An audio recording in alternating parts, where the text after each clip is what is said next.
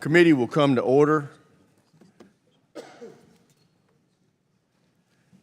Without objection, the chair reserves the right to declare the committee in recess at any point. But before I begin, I want to remind those in the audience, this hearing is open to the public, but actions that disrupt or distract from the proceedings will not be tolerated. I also want to remind members that if you have to enter or leave the room, please do so through the anteroom and not through the doors in the back, because the noise is very distracting to our witnesses and members on the dais. The chair reserves the right to remove disruptive persons from the hearing. I want to thank our witnesses for appearing and for your service to our nation. Over the last 2 months, we've heard from each of our combatant commanders that the threats we face today are more complex and more formidable than at any point over the last 30 years. They each raised grave concerns about how China, Russia, Iran, and North Korea are working together to reduce America's global influence, harm our alliances, and undermine our national security. Iran and North Korea are arming Russia with deadly effect in Ukraine. And China's no-limits partnership with Russia is paying off for both countries. Russia is getting critical economic assistance, rocket motors, and microelectronics from China. Putin is using the assistance to keep his economy afloat and to produce the missiles, aircraft, and other weaponry that is devastating Ukraine. China is getting cheap oil and vital missile technology and enriched uranium from Russia. Xi is using the assistance to help his economy recover and to fuel his breathtaking buildup of space-based and nuclear weapons. China is also buying over 1 million barrels of oil a day from Iran in defiance of Western sanctions. The Ayatollah is using the oil revenues to fund his nuclear ambitions, arm his terrorist proxies, and launch an unprecedented and unjustified direct attack on Israel. Putin, Xi, Kim, and the Ayatollah are testing the credibility of American deterrence and the strength of our alliances. After witnessing the president's disastrous withdrawal from Afghanistan and his hand-wringing approach to providing lethal aid to Ukraine, they sense weakness in American resolve.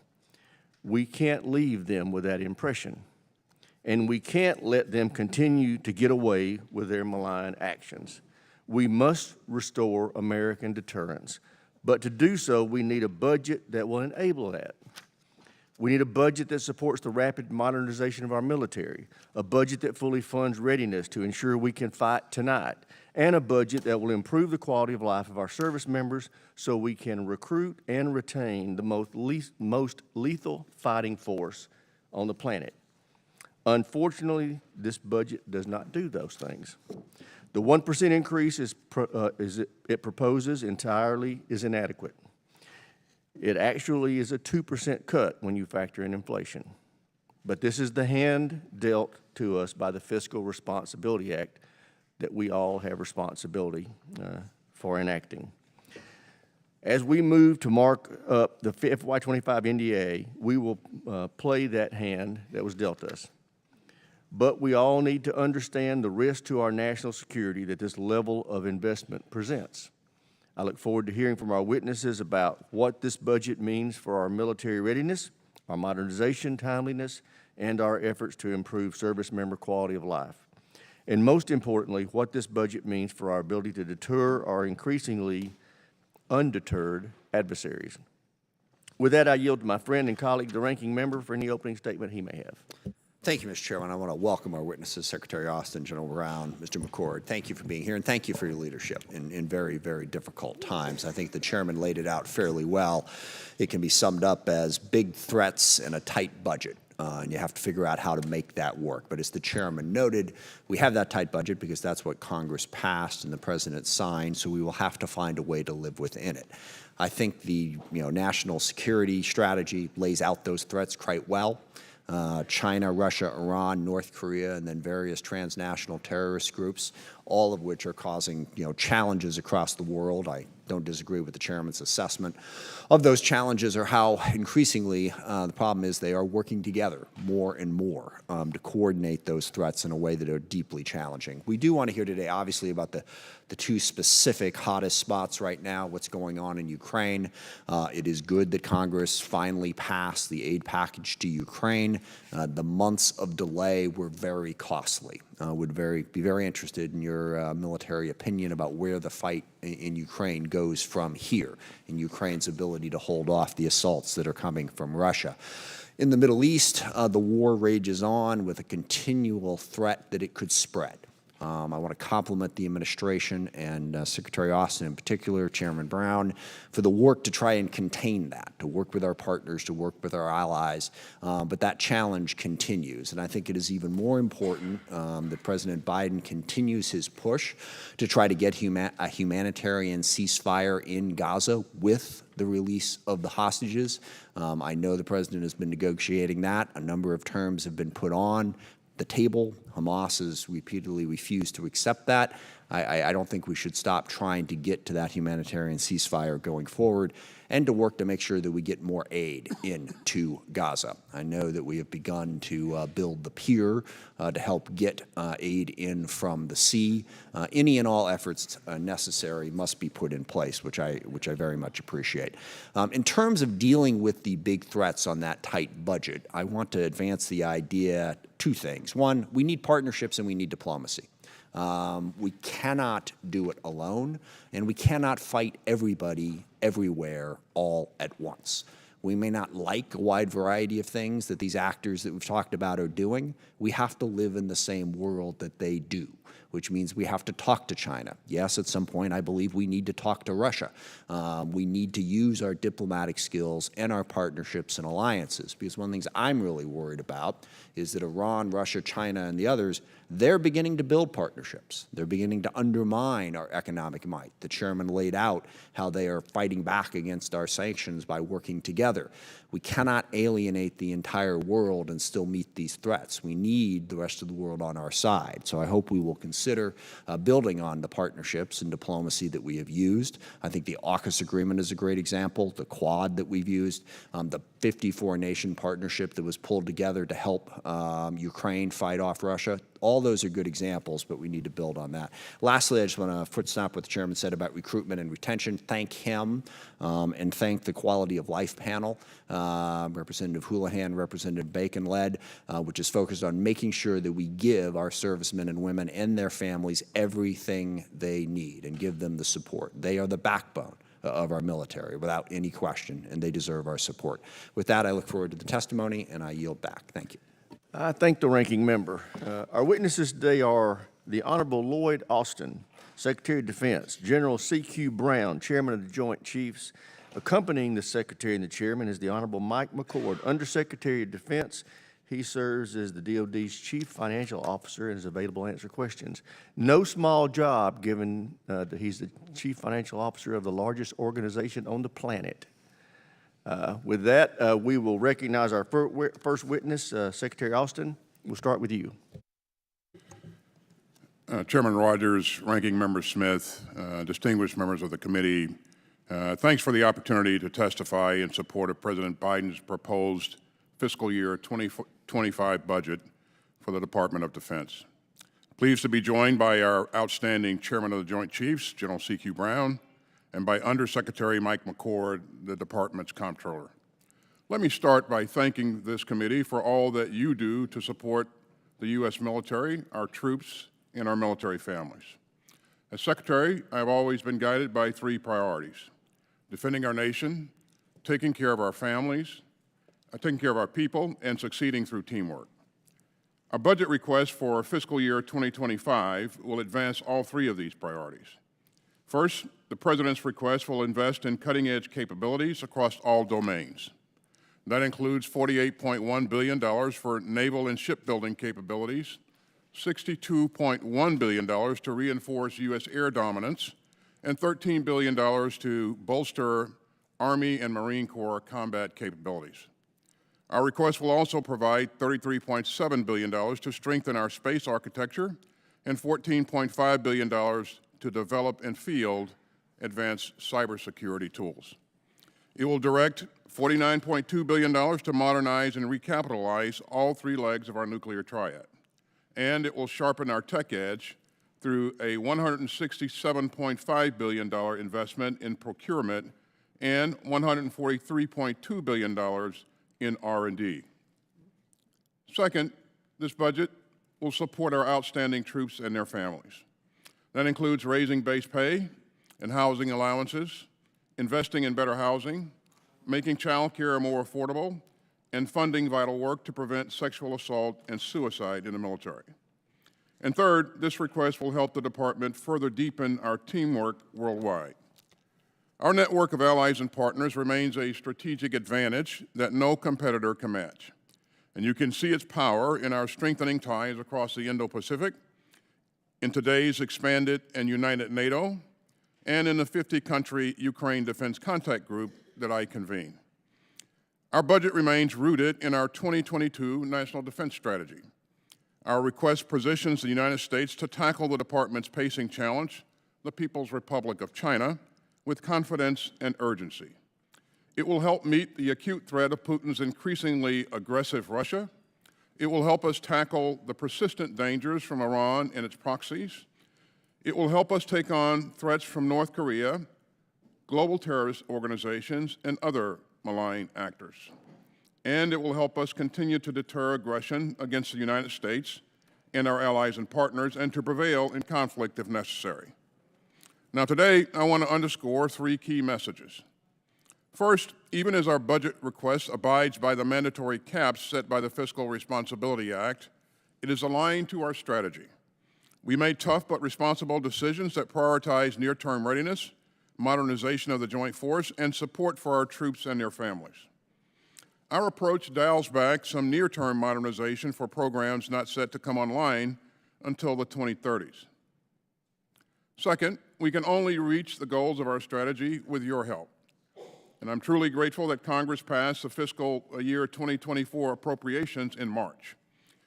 And the single greatest way that Congress can support the department is to pass predictable, sustained, and timely appropriations. My third and final message is that the price of U.S. leadership is real, but it is far lower than the price of U.S. abdication. As the President has said, we are in a global struggle between democracy and autocracy, and our security relies on American strength of purpose. And that's why our budget request seeks to invest in American security and in America's defense industrial base. The same is true for the recently passed National Security Supplemental that will support our partners in Israel, Ukraine, and Taiwan, and make key investments to increase submarine production. In fact, about $50 billion of this supplemental will flow through our defense industrial base, creating good jobs, good American jobs, in more than 30 states. So we're grateful for our partners in Congress who help. How can you talk about U.S. leadership when we're supporting genocide in Gaza? Committee will come to order. Secretary, I'd like to formally request those in the audience causing disruption to cease their actions immediately. weapons are being used against Security, I'm going to ask you to remove international the disruptive persons. law. It is illegal, it is immoral, it is disgusting. The whole world is watching what we are doing in Gaza right now. Secretary General, you are supporting a genocide. Stop supporting genocide.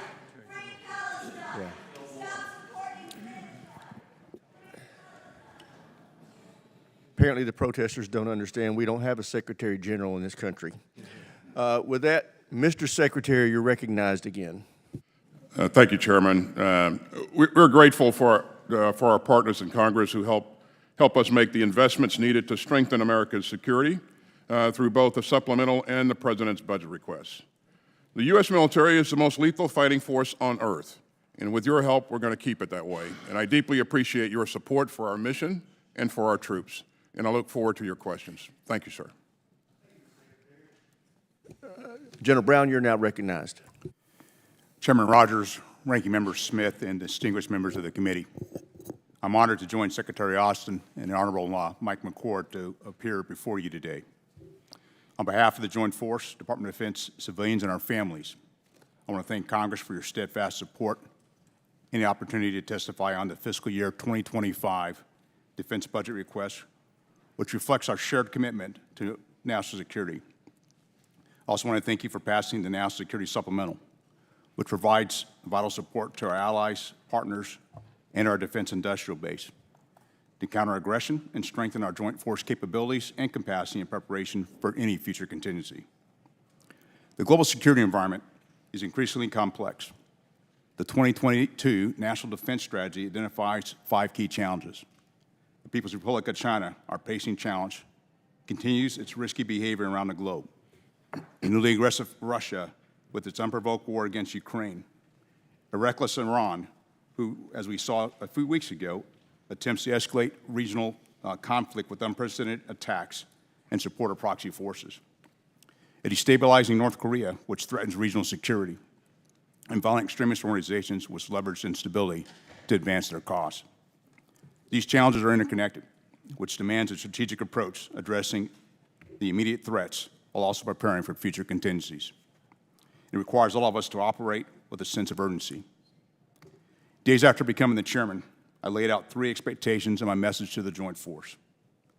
Honing our warfighting skills has primacy in all we do, modernizing and aggressively leading with new concepts and approaches, and trust is the foundation of our profession. Our military exists to fight and win our nation's wars. We train every day to ensure we are so good at what we do that we deter any adversary from engaging the U.S. in conflict.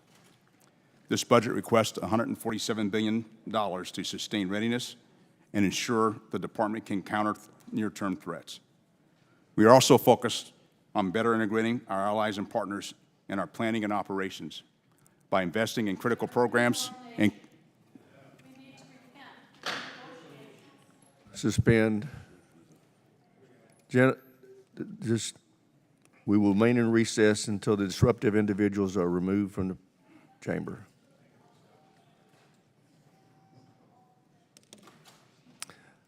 General, you may proceed. Sure. We are all focused on better integrating our allies and partners in our planning and operations by investing in critical programs and capability, expanding security cooperation, exercises, training, and interoperability.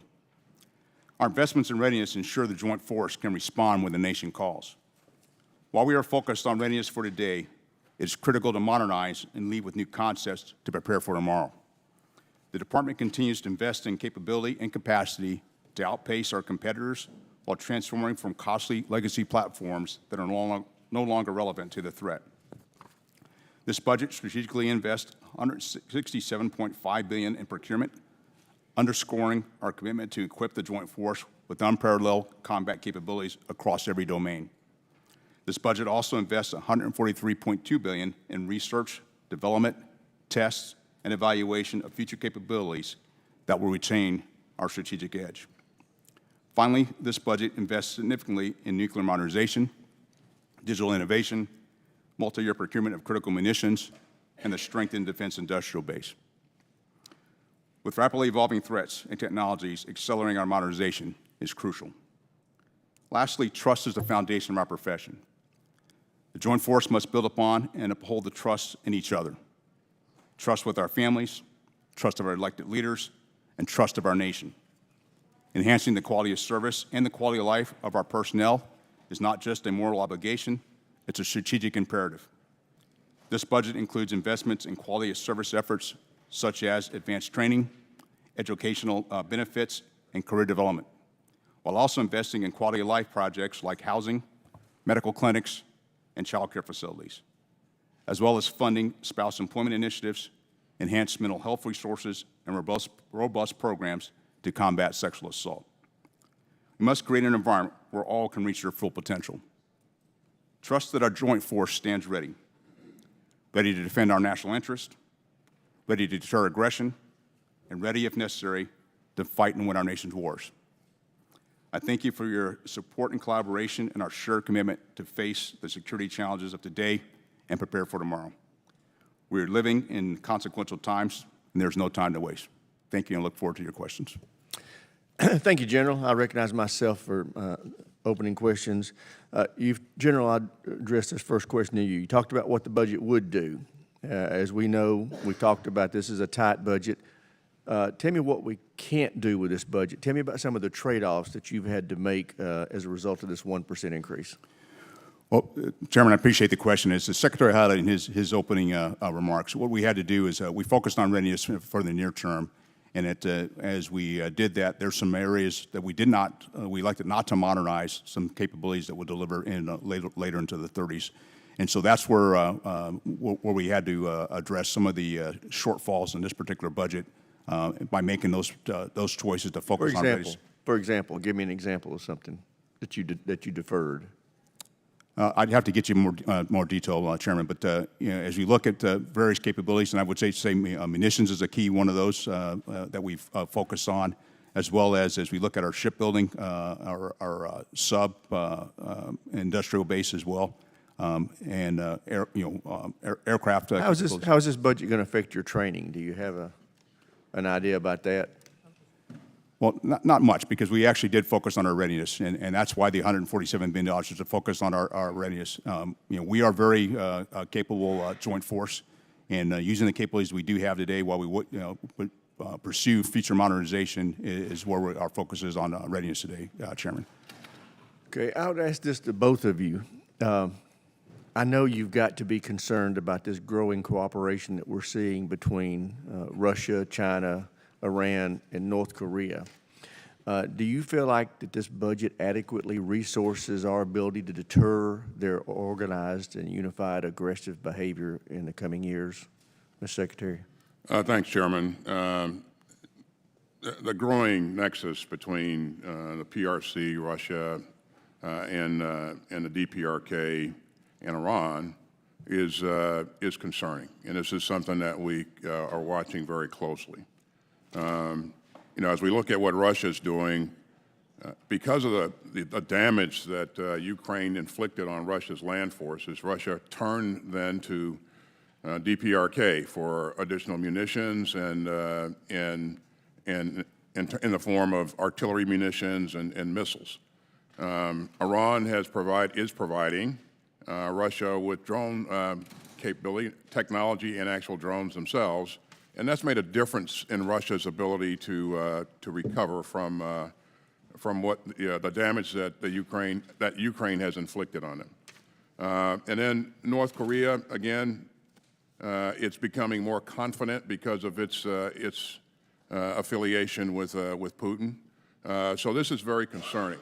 Something that we're going to have to watch. Something that we're going to have to make sure that we have the capability and capacity to work with our allies to continue to deter and continue to promote peace and stability in each of the regions. But to your point, very concerning and something that we're going to have to stay on top of going forward. So. General Brown?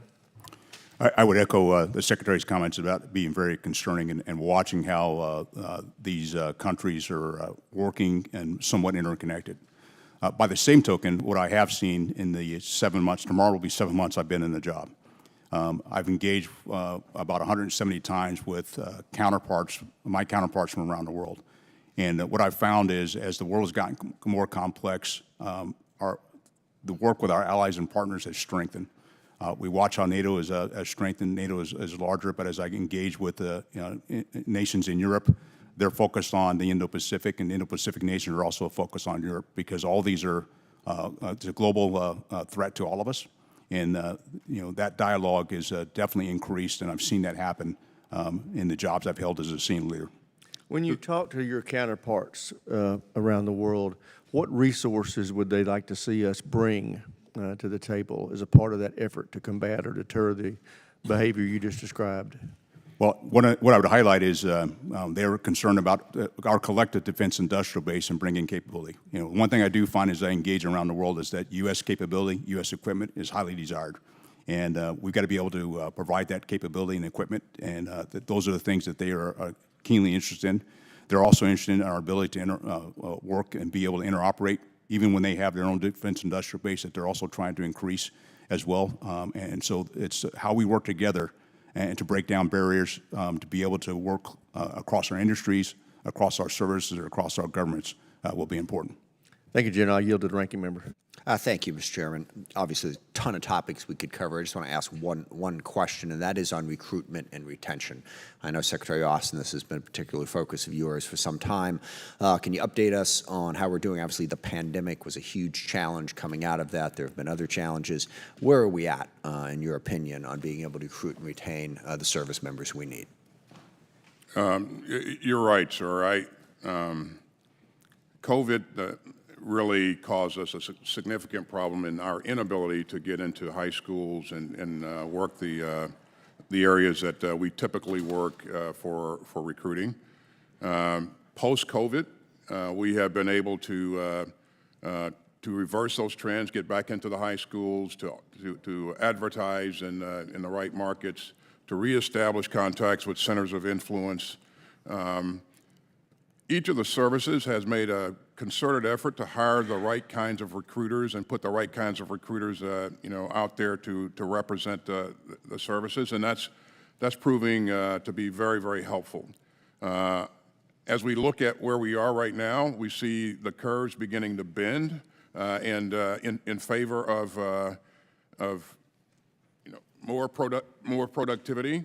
I expect that Army, Air Force, Space Force, and the Marines will all make mission this year, just based upon their forecasts, and I attribute that to their hard work. I mean, they've been doing a lot to reverse these trends, and this is the tightest job market that we've seen in a very, very long time. So there are plenty of jobs for people to have or to get, and so this has been very competitive.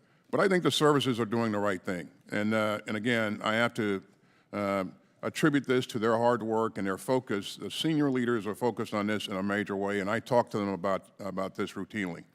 On top of that, retention is the highest that it's been in a very, very long time, and so when troops join us, they want to stay with us. And a good part of that is because of what you continue to do to help resource us to provide for them and their families. So. Thank you. General Brown.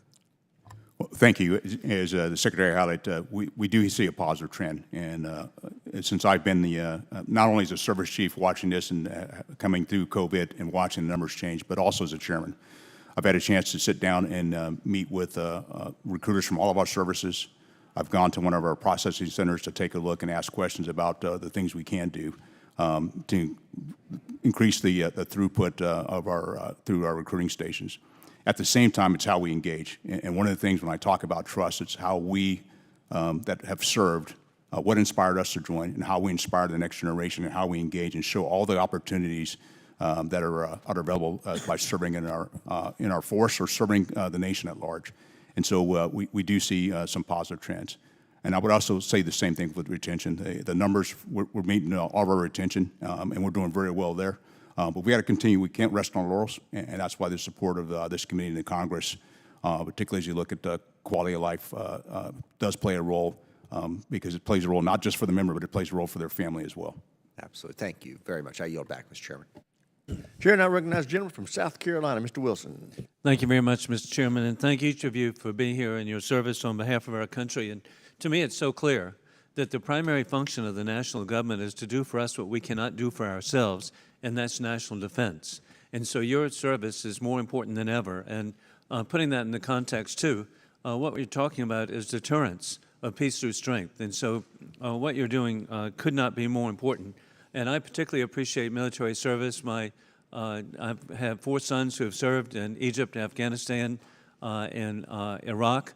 My Navy son, the benefit of military service is so exciting. My son served as a Navy doctor in Naples. I now have 3 grandchildren who speak perfect Italian.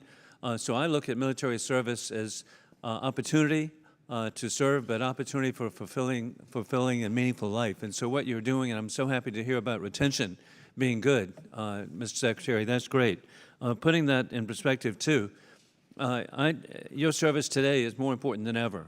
It's been referred to in bipartisan with the terminology by Ranking Member Smith of partnerships among adversaries. The leadership that we have with Chairman Mike Rogers, who stood up against the dictators, and then your reference to authoritarians or autocrats against democracy. I like to phrase it as dictators with rule of gun who are invading democracies with rule of law. This is not a war that we chose. This is a war that war criminal Putin chose on February 24, 2022, when he invaded Ukraine and conducted mass murder. This is another indication with the invasion by Iran with its puppets of Hamas of Israel on October 7. And we need to do all we can to deter the Chinese Communist Party from an invasion of the terrific country of Taiwan. With all of this in mind, over and over again, we should be grateful. And I am very happy, General Brown, that this week it's reported that finally that long-range ATACMS have been provided to the people of Ukraine to defend their country, provided by Germany, the United Kingdom, and now the U.S. Additionally, I hope that cluster bombs are provided as quickly as possible. We have excess that need to be destroyed. I know a way to destroy them, and that is to send them to the people of Ukraine. It's been reported that war criminal Putin is jamming various precision munitions, causing lower accuracy rates for targeting than advertised. And it's very important that we equip Ukraine with the latest technology. With F-16s being provided to Ukraine by the Netherlands and Denmark, will the department be considering to have joint air-to-surface standoff missiles to be more advanced precision fires of the F-16s in the delivery package to Ukraine? General Brown. Well, as we bring on the F-16s, it's the not only the airplanes, but it's the training of the pilots, also training of the maintenance, but also bring sure we have the weapon system to go with it. And that's part of the conversation we're having with the countries that are not only contributing F-16s, but as part of the Ukraine Defense Contact Group, there is an Air Force coalition that the United States is part of, and that is the dialogue that we're having to not only just get to the airplanes, but also get it to a full capability. And a good news, Secretary Austin. In December, Japan announced it's transferring Patriot interceptors back to the U.S. to replenish our stockpiles. Earlier this month, there was a joint statement with Japan. The administration wants to pursue co-development and co-production of missiles for forward deployed in the Indo-Pacific. This is great for the Indo-Pacific. It really follows, indeed, NATO coming together with Sweden and Finland, the assistance by the EU, of all people, for the people of Ukraine, for Europe. But with the Indo-Pacific, are there other examples of defense cooperation agreements that can be pursued to deter the dictators who seek to destroy Western civilization? Well, thanks, sir. As you know, we have done a lot of work to strengthen our relationship with the ROK. We have promoted a trilateral relationship between the ROK, Japan, and us. As you witnessed months ago, the President held a summit here in the United States with the leadership of those three countries. We've strengthened our relationship with the Philippines. And so now we have the ability to operate alongside the Filipinos in more sites in the Philippines.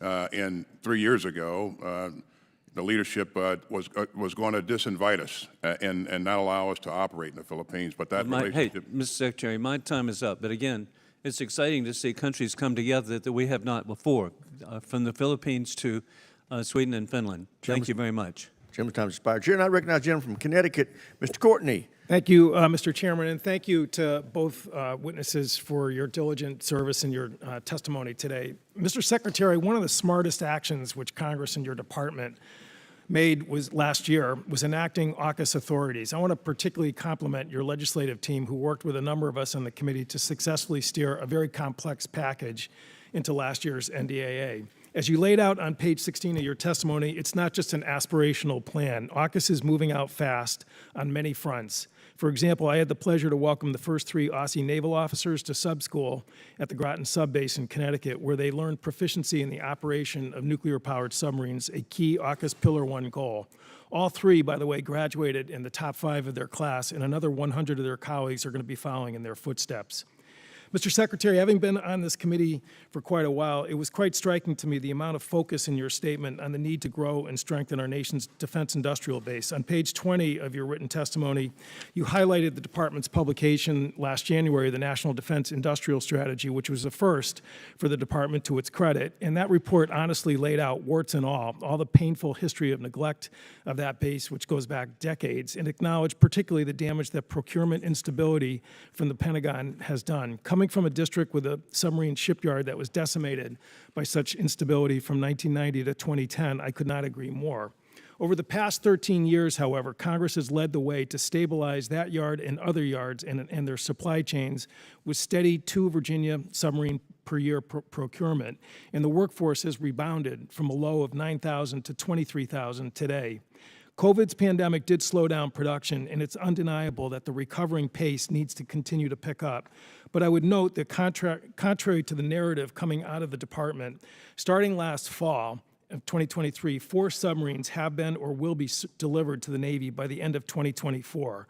USS Rickover, New Jersey, Massachusetts, and Iowa, and Idaho and Arkansas are slated to be delivered in 2025. The supply chain has rebounded as well, with Congress's SIB investments going back to 2018. Those investments need to continue, but so does procurement stability. Unfortunately, the 2025 budget plan has injected unexpected new instability by cutting a sub, a direct deviation from last year's fit-up in the Navy's shipbuilding plan.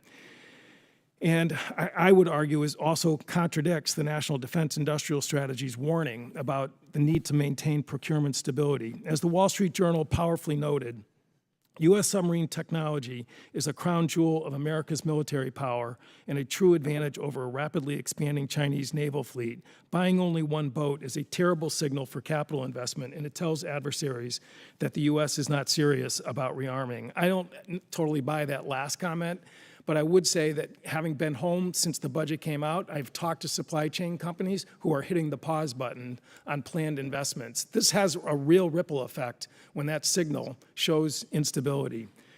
One of the provisions of the AUKUS authorities was in the NDAA, Section 1352, is something that I think is really at the center of what we did last year, which is that it authorized the President of the United States to certify the sale of 3 Virginia-class submarines starting in 2032, 2035, and 2038. That President has to certify, when that time comes, that those sales are not going to degrade our own fleet. Nobody in this room knows who that President will be after the 2028 election, but to me, I want to make sure that that decision is as easy as possible to make sure that the goal of AUKUS is going to be achieved. Cutting a sub from the inventory, which is what this budget proposal unfortunately does, in my opinion, makes that decision harder. We're going to work hard on this committee, and my colleagues are already hard at work in terms of getting requests over to the Appropriations Committee. We did it in 2007. We did it in 2013 under the Obama administration. We did it in 2020 under the Trump administration. Again, I think it is so important for the goal of AUKUS, which again I think is going to be one of your hallmark achievements, that we maintain procurement and we, as I said, make that decision in the early 2030s as early as possible. I don't have a question for you today, but again, with that, I'll yield back. Thank you, Mr. Chairman. Thank the gentleman. Chair now recognizes the gentleman from Ohio, Mr. Turner. Secretary Austin, General Brown, and Mr. McCord, thank you for being here. Thank you for your leadership. Secretary Austin, I know you are aware that last week our ambassador to the United Nations, in conjunction with the Japanese, brought forth a resolution to the UN Security Council asking for all nations to prevent a dangerous nuclear arms race in outer space and to calling for a prevention of a nuclear arms race in space. This resolution was blocked, vetoed by Russia and abstained by China. Secretary Austin, what would be the effect if a nuclear device was detonated today in outer space? It would have devastating consequences on a lot of our capabilities in space, not only our capabilities, but the capabilities of other countries.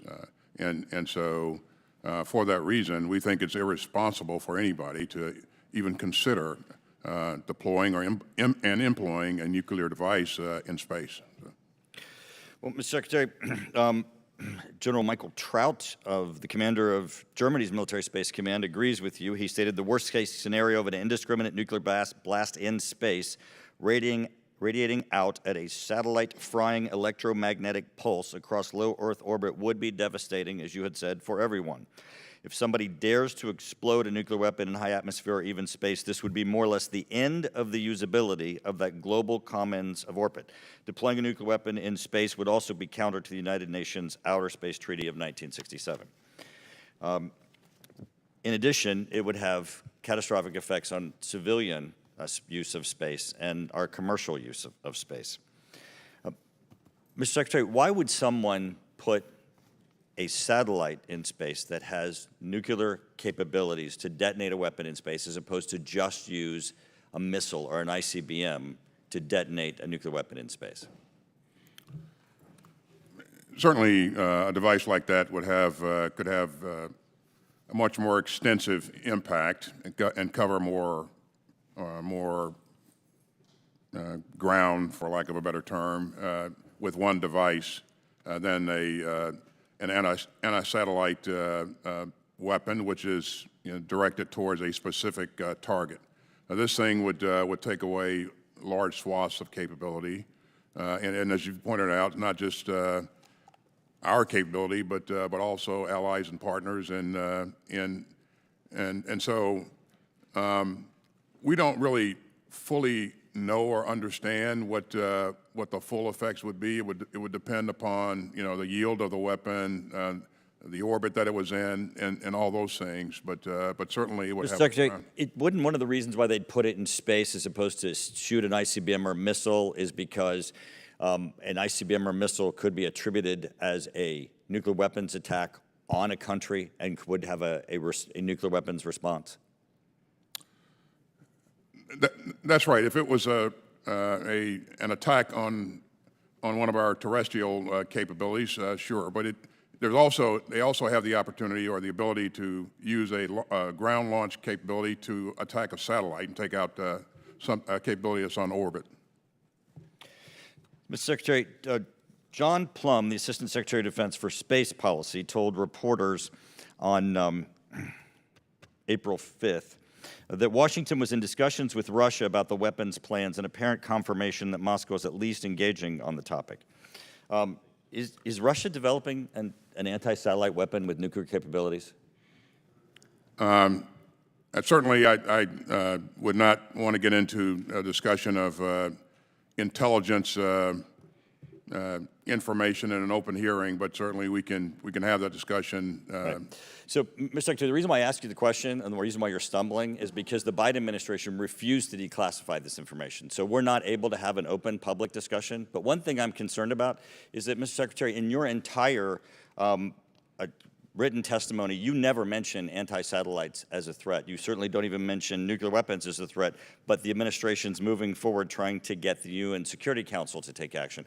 I believe that this is the Cuban Missile Crisis in space, and this administration is sleepwalking itself into an international crisis. And I certainly want to encourage you, to encourage the administration to declassify this and take every actions necessary to avoid this space race that could, as our ambassador to the United Nations says, be a nuclear weapons space race. Gentleman's time's expired. Chair now recognizes the gentleman from California, Mr. Garamendi. Thank you. My colleague from Connecticut talked about cutting a sub. We make choices here, as you do at the Department of Defense also. Mr. Secretary, on December 9th, 2022, you gave a speech where you said, nuclear deterrence isn't just a numbers game, and that thinking can spur an arms race. You stressed the importance of working to reduce the global role of nuclear weapons, which we just heard from our colleague, and I happen to agree. For years, I've questioned the viability and the premise of the Sentinel program. In December, the Department of Defense announced that the ever-escalating cost of the Sentinel program, now estimated at least $137 billion, had breached the critical non-recurring limit, and that by law, the program must be terminated unless you, Mr. Secretary, certify that the program is, 1, essential to national security, 2, that there are no alternatives to the program, 3, that the new cost estimates are reasonable, and 4, that the program is a higher priority than programs whose funding must be reduced.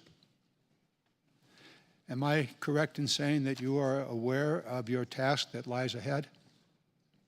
I am, sir. I'm pleased to hear that, because even without the required analysis by law that the Sentinel program, far too many Pentagon leaders have said, and I quote, "The Sentinel will be funded, we'll make the trades." Mr. Secretary, can you assure us that you will require that a truly fulsome and critical analysis of the Sentinel program will be made, and that the alternatives, for example, a submarine, will not be funded so that the Sentinel program can go ahead? I can assure you that we will conduct a thorough analysis in accordance with the Nunn-McCurdy Act responsibilities and the responsibilities that you've outlined as well. So.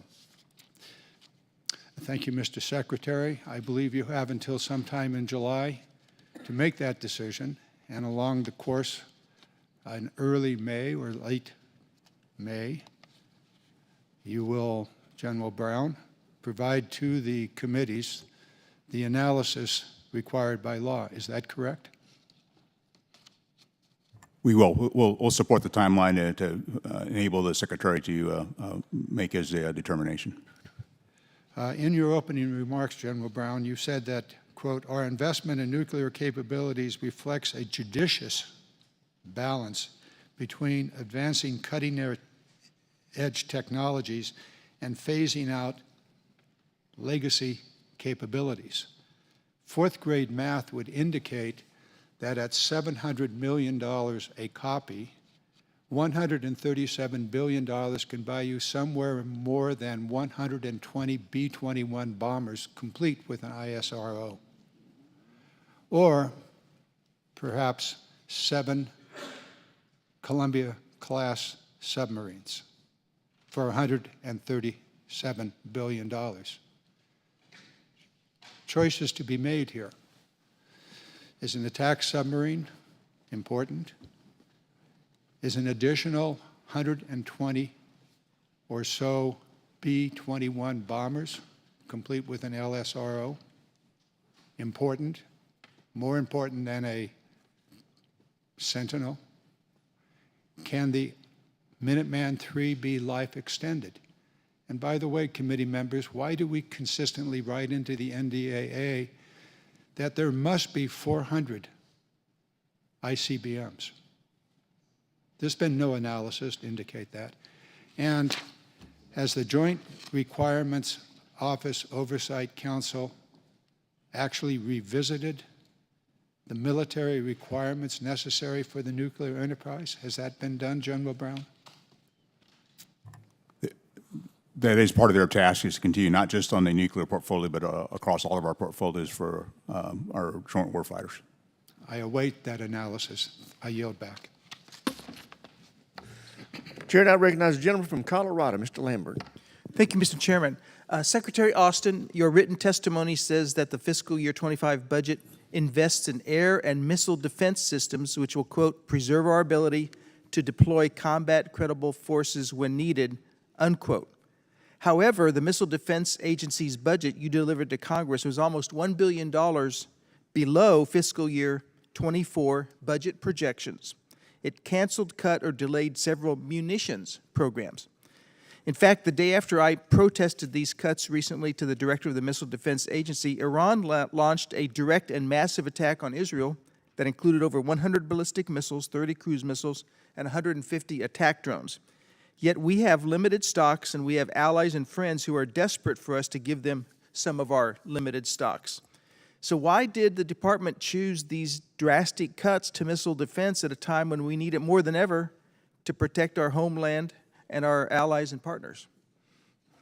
Well, thank you, sir. As I stated earlier, because of the FRA, we did have to make some choices, and they were always tough choices. And we recognize that we needed to invest in current readiness, and we put a $147 billion request on the table to do that. And going forward, we will invest in those things that we weren't able to invest in this budget if we get support for an increased top line in the out years. Okay, the chairman asked you both specifically to give an example of something that's been deferred, and I've got one here I'd like to refer to.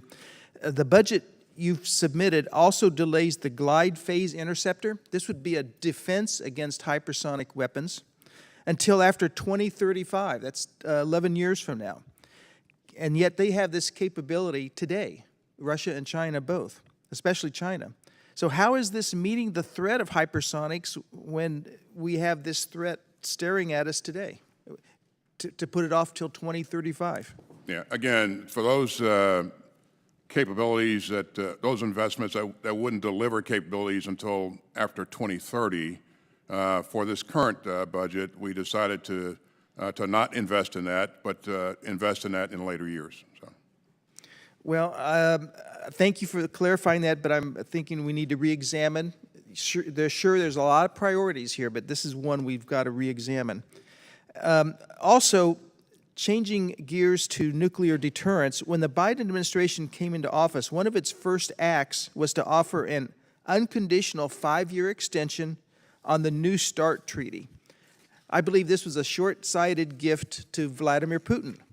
According to the State Department, Russia is now in its second consecutive year of violating the New START treaty.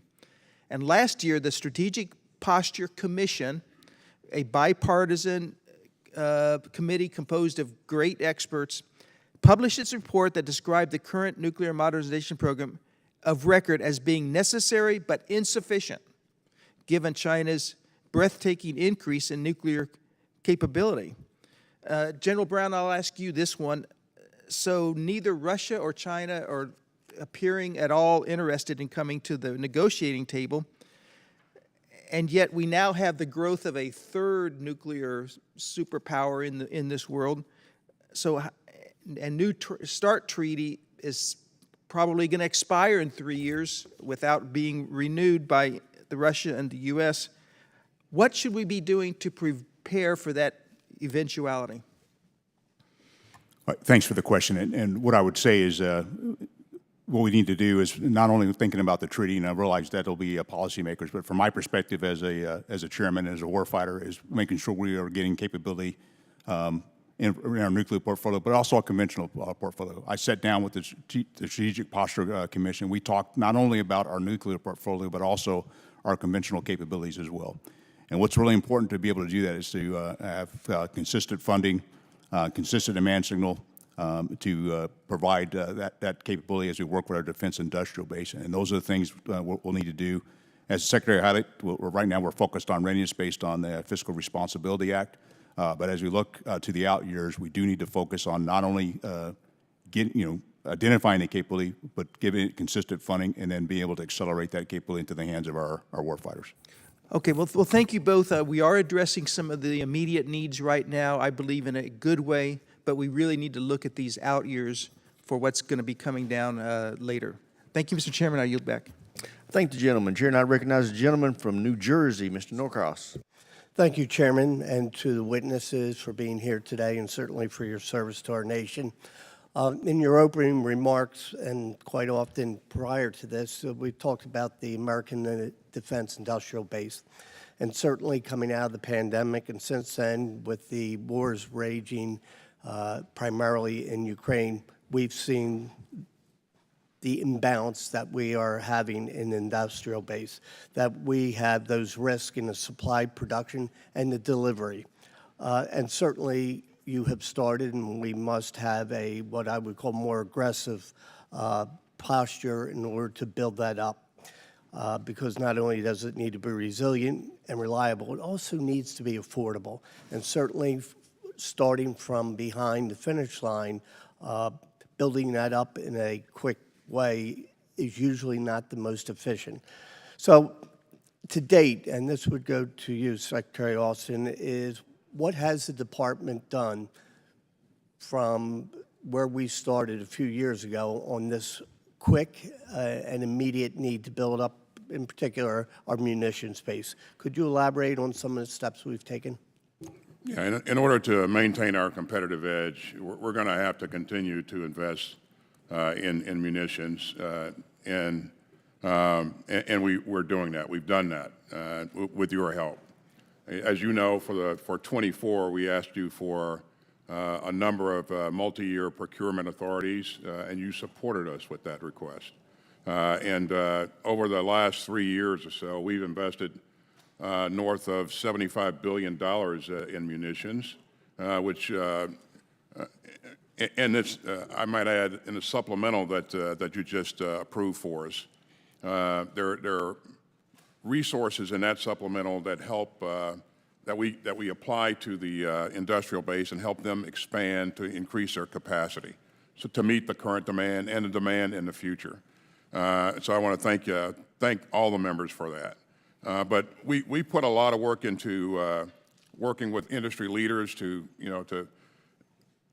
increase capacity, increase capability, and again, with your help, that's been very effective. Now, we also need to work with allies and partners to increase international capacity as well.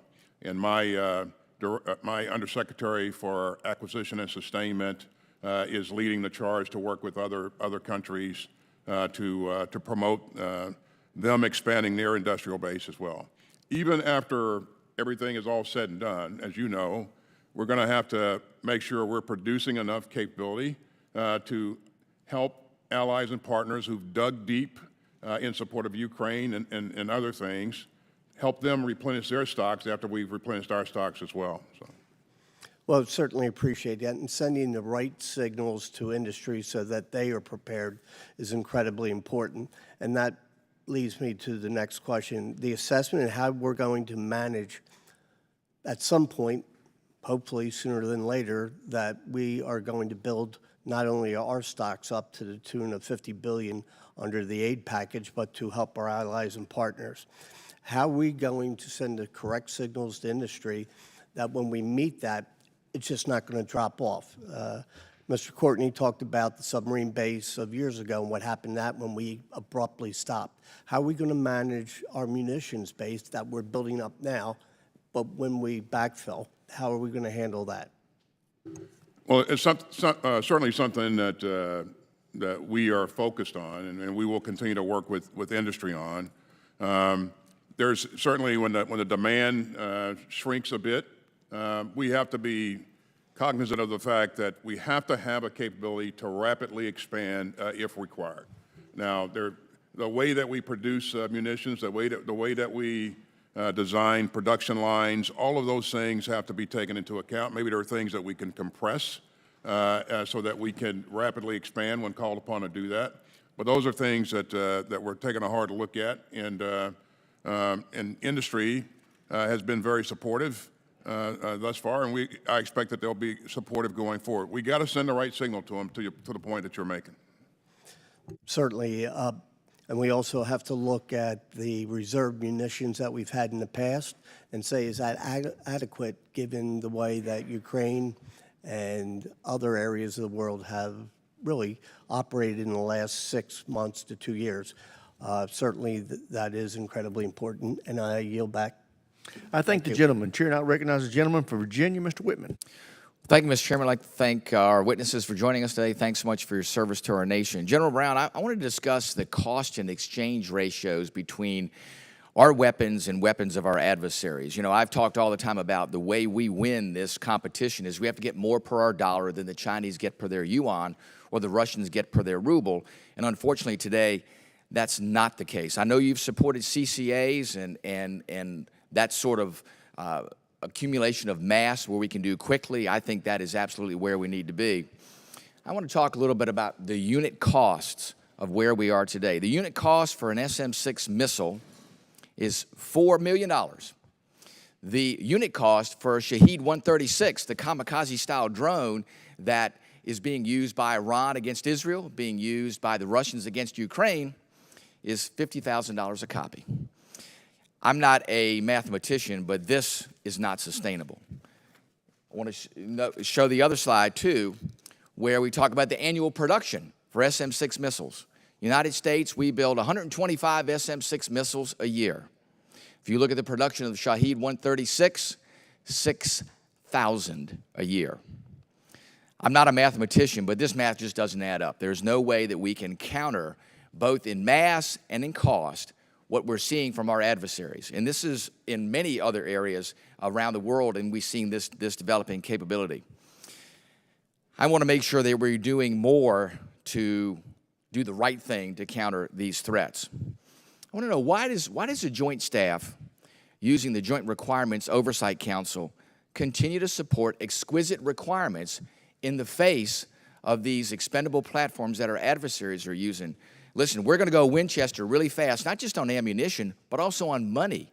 Tell me, how are we getting to a point of where we are able to counter these Class 3 UAVs with mass and affordability? Well, I appreciate your question because I'm in the same spot you are. And that's why I often talk about we have to have capability and capacity. It's one thing to have high-end capability but limited capacity, or low-end capability with a lot of capacity. And we've got to be able to balance across that. And so the examples you used for the SM-6, particularly in you look at the events that happened on the 13th of this month, we used a combination of capabilities to include air-to-air missiles, AIM-9Xs and AIM-120s. And so we got to have a range of capabilities in addition to non-kinetic capability, directed energy. And so that's where my focus is as the chairman. And I am very much focused with the JROC to change that perspective to ensure that we are not just focused on this high-end capability, but we focus on a range of capabilities to ensure we have many opportunities and options that are cost-effective against the threat. Very good. Thank you. Secretary Austin, President Biden has said in the past that we will defend Taiwan if they are attacked by China. In your estimation, do we have the capability and capacity today to adequately equip our forces to pursue this mission of defending Taiwan?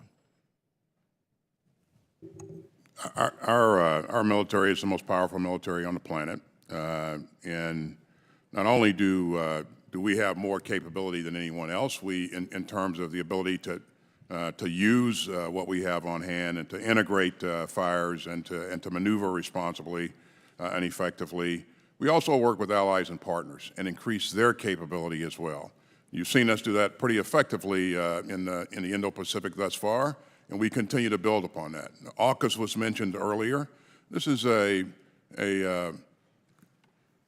incredible capability that's a game changer, and it will certainly add to the overall deterrence in the theater. But there are a number of examples like that throughout. So. Let me drill down a little bit further. When we look at what we're going to face in that theater, we're going to be operating in a highly contested environment, which means we have to be able to reach Chinese assets at long range in order to degrade that environment to a contested environment where we have a much, much better advantage. Tell me, where are we with magazine depth and capability and capacity currently with long-range precision strike weaponry in that theater?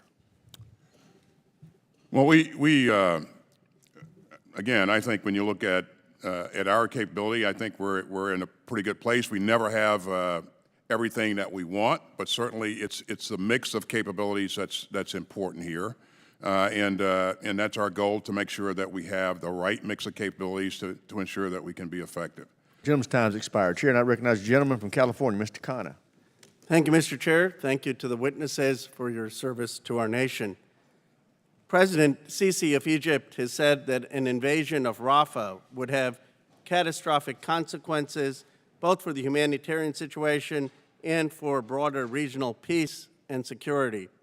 President Abbas has said, quote, "It would be the biggest catastrophe in the Palestinian people's history." And yet this morning I read that Prime Minister Netanyahu is saying, with or without a hostage deal, he plans to go in to Rafah. Mr. Secretary, we're the greatest nation in the world. We're the most powerful nation in the world. This is not a time for vague ambiguities. Will you please commit today and send a clear message to Mr. Netanyahu that he should not go in to Rafah? What we have emphasized throughout is that they must do what's necessary to protect the civilians in the battle space. A much better job of what we've seen thus far. And as you know, there are north of 1 million civilians that have moved into that space that if you're going to conduct operations, then those civilians must be accounted for and hopefully moved out of the area. And certainly, if they were going to conduct operations, we want to see a different approach to those operations as well. But thus far, we've not seen the civilians moved out of the battle space. And again, what they have said is that their operations will be sequential, where they account for the civilians and move the civilians out of harm's way before they would. Let me ask you this, Mr. Secretary. Would you oppose it if you don't see a plan? If tomorrow he goes in without a plan, would you oppose that? Of course I would.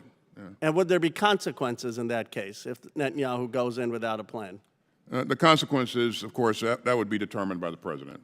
Would it be on the table to stop offensive weapons if he did that? Again, that's determined by the president. So. What would be your military advice if he did that? I'll never share my military advice that I give to the president with anyone. So. Let me ask this, though. You would certainly oppose it without a plan. Do you, in your years, and you know how much respect I have for you and your service, do you really believe that there is a conceivable plan of evacuation that would save civilian lives and allow Netanyahu to go into Rafah?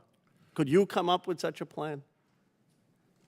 I could, but it takes time, and of course we see some signs that they are moving towards that direction, but in terms of all of the things that need to take place before an attack happens, we've not seen a number of things that we believe that will have to happen before. What are those things that you think need to happen in terms of a plan that would give you confidence that civilian lives would be protected? And they have a plan. The question is, can you execute? Are you executing the plan, and how much time are you allocating for it? What are the main concerns you have of what you've, either the lack of plan or lack of execution?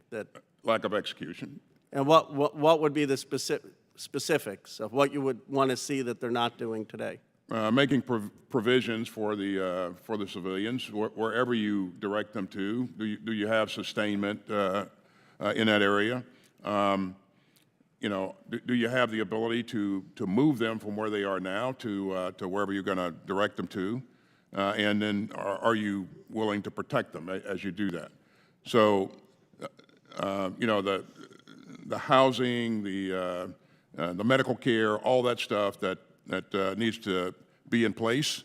We've seen some signs that some of that's coming together, but clearly not. And where would they move these million people to? So you're saying before they go into Rafah, they would need to move all the million people out of Rafah who are civilians? I doubt that they'll move all of them out, but certainly the preponderance of the people, sure. And they can only go north. Because my time's is almost expired. If there are 300,000 left, I mean, do you have a sense if they were to go in, how many deaths, civilian deaths we're talking about? Or, I mean, if they were to go in? Well, there have been far too many deaths, civilian deaths already. And we certainly, if they were to go in, we certainly would want to see things done in a much different way. And the number of civilian deaths would depend upon what they're doing and how they're doing it.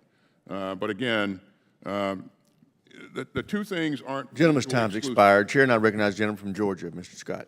Thank you, Mr. Chairman. I ask unanimous consent to submit for the record an article from Financial Times dated April 28th, 2024, Without objection, so ordered. titled "Western Banks in Russia Paid 800 million euro in taxes to the Kremlin last year. Figures represent a fourfold increase on pre-war levels and come as profits jump at European lenders still in the country." And Mr. McCord, I know you've gotten away without questions, but since your degree is economics and with a master's in public policy, I'm going to come to you with part of this. In this article, one of the paragraphs reads, "Western lenders have benefited from the imposition of sanctions on most of the Russian financial sector, which has denied access to the SWIFT international interbank payment system. That made international banks a financial lifeline between Moscow and the West." Secretary Austin, when you started, you said this is a choice between democracy and autocracy. I agree with you 100%. Russia has faced sanctions from the U.S. and our European allies. Those sanctions have in many ways been ignored. India has certainly bought oil from them, skirting sanctions, and we talk about China. We expect that from China. I would have hoped that India would have supported democracy a little better than they have. My question, Secretary McCord, is how do the Department of Defense and U.S. interagency partners and the militaries of our European allies coordinate to ensure the sanctions enforcement? And how does Ukraine win if the sanctions are not enforced and Russia's economy is allowed to continue to grow? Mr. Scott, I would say from the start, the administration's approach on Ukraine has been emphasized interagency. Treasury and state in particular have the lead on some of the items you mentioned, export controls and sanctions. But we have between military assistance, security assistance, economic assistance, humanitarian, export controls, and sanctions, applied that whole of government approach. You're citing, I think, some of the, if you will, human nature problems that you have of incentives around the world to try and evade these for individualized gain, perhaps. But I know that Treasury in particular has worked hard to have an effective regime on the front. Half my time's gone, Mr. McCord. I appreciate your answer. I respectfully disagree with you. I think that the Biden administration could have done more to enforce the sanctions, and I think that our European partners could have done more to enforce the sanctions, and I think that if Russia's economy was not growing, then Russia would not have been able to reconstitute its military and its military industrial base the way they would have, and it would not be costing the Ukrainians what it is in people, and it would not be costing the world what it is in support financially and with weapons if the sanctions had been enforced. General Brown, what is the impact on the battle space when sanctions are not enforced? Well, not being an economist, but being a warfighter, I think the key part I would highlight to you is the access to capability on either side. And that can determine the outcome of a military conflict. The quantity and the quality of the weapons that your opponent has because of the money they have.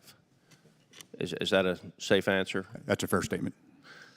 That's my concern with the sanctions not being enforced, not just by the Biden administration, but by our European partners as well. Do you have the necessary authorities to take military action against the shadow fleet of vessels that's illegally transporting Russian oil and funding Vladimir Putin's war?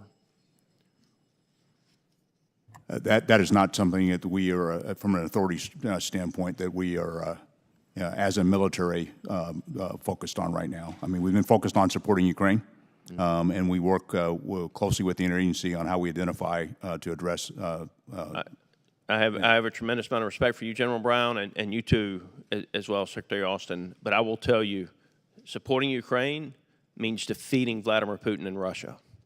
And if we're going to defeat Vladimir Putin in Russia, then we have to do two things. One is we have to enforce the sanctions so that his economy will fail and he cannot continue to reconstitute his military and build the weapons that he is and supply the weapons that he is. And the other thing is we've got to be willing to punch him back inside Russian territory.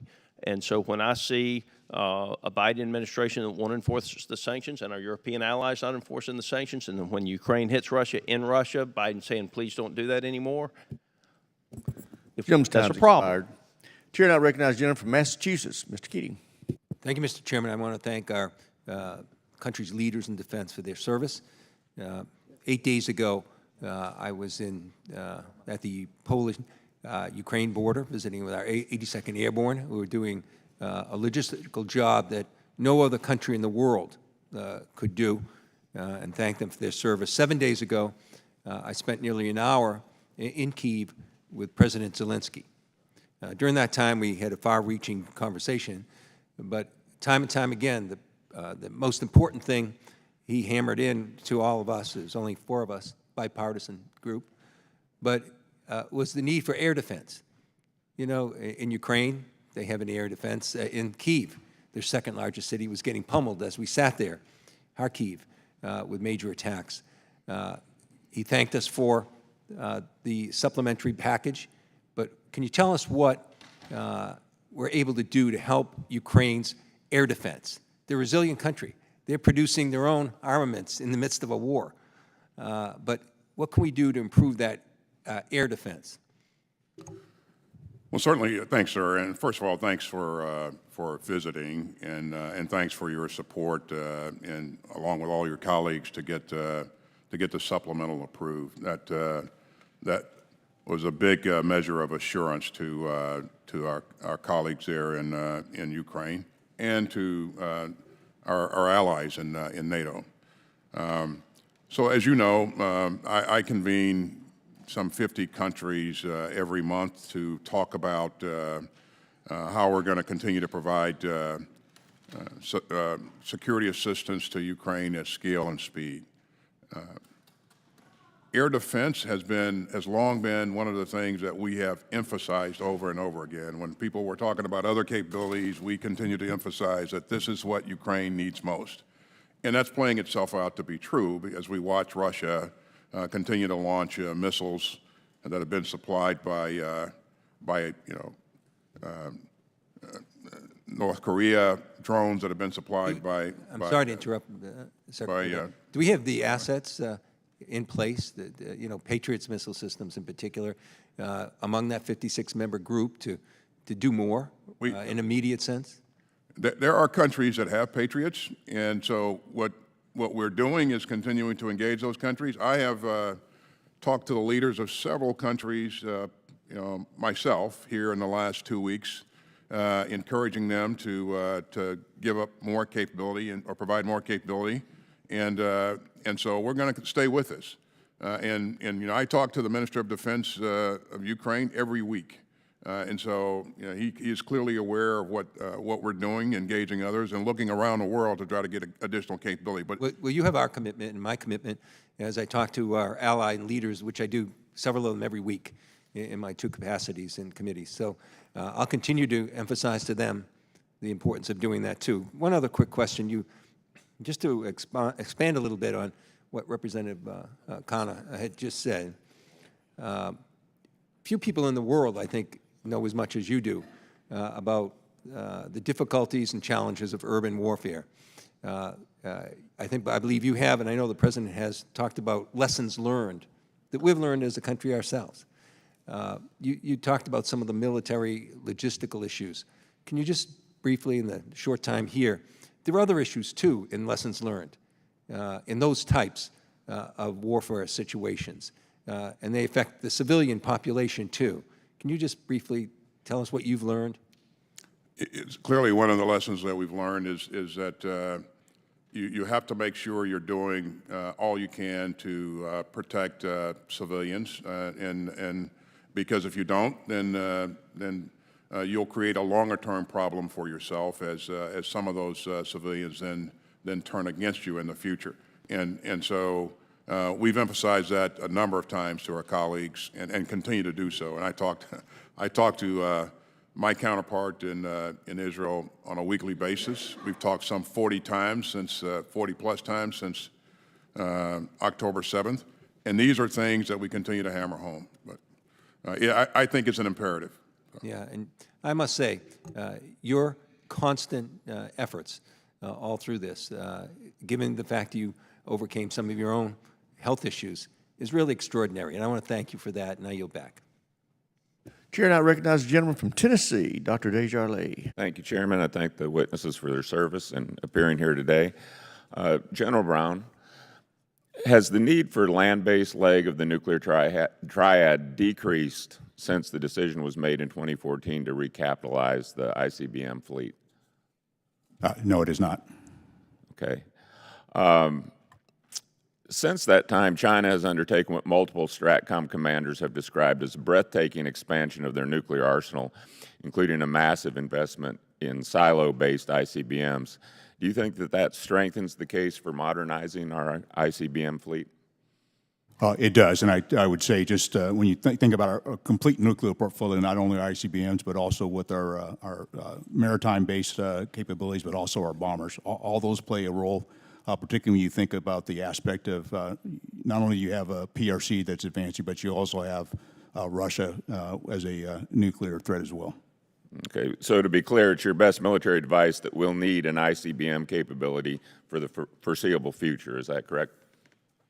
It is, because that it's all part of the triad, and each part of the triad actually plays a key role to ensure that we're able to not only our strategic deterrence, but the extended deterrence it provides for our allies and partners as well. Good, thank you. Secretary Austin, I agree with your sentiments that Ukraine is morally right in its resistance against Vladimir Putin and the Russian army. However, I don't think that alone should guarantee United States assistance to carry on this fight in perpetuity without any clear, coherent plan or strategy. And these feelings are shared by my constituents in Tennessee, and I think their frustration is building as the question of what the end game is here continues to go unanswered. Can you help us today describe how things are going to turn out better in the upcoming 8 months? We're over 2 years into this war. We've contributed a lot of money. We've just approved another $61 billion. How do you see this playing out over the next 6 or 8 months? Yeah, thank you, sir, and thanks for your support with the supplemental. We've been clear from the very beginning that what we want to see is a democratic, independent, and sovereign Ukraine that has the means to defend itself and deter aggression going forward. Now, there are some things in the immediate term that I believe that Ukraine needs to be able to do. One is to maintain access to the Black Sea because, as you've seen here recently, they have managed to continue to export grain, using the Black Sea corridor. They also have to defend in the north and east, where we see Russia mounting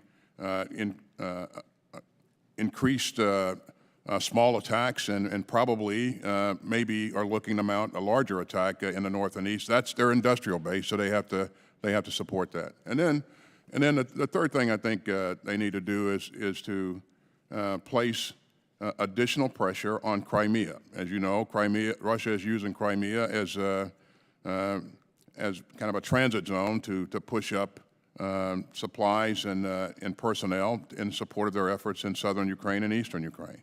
So again, our overall goal is to make sure that Ukraine, at the end of the day, remains a democratic, independent, and sovereign state that can defend itself.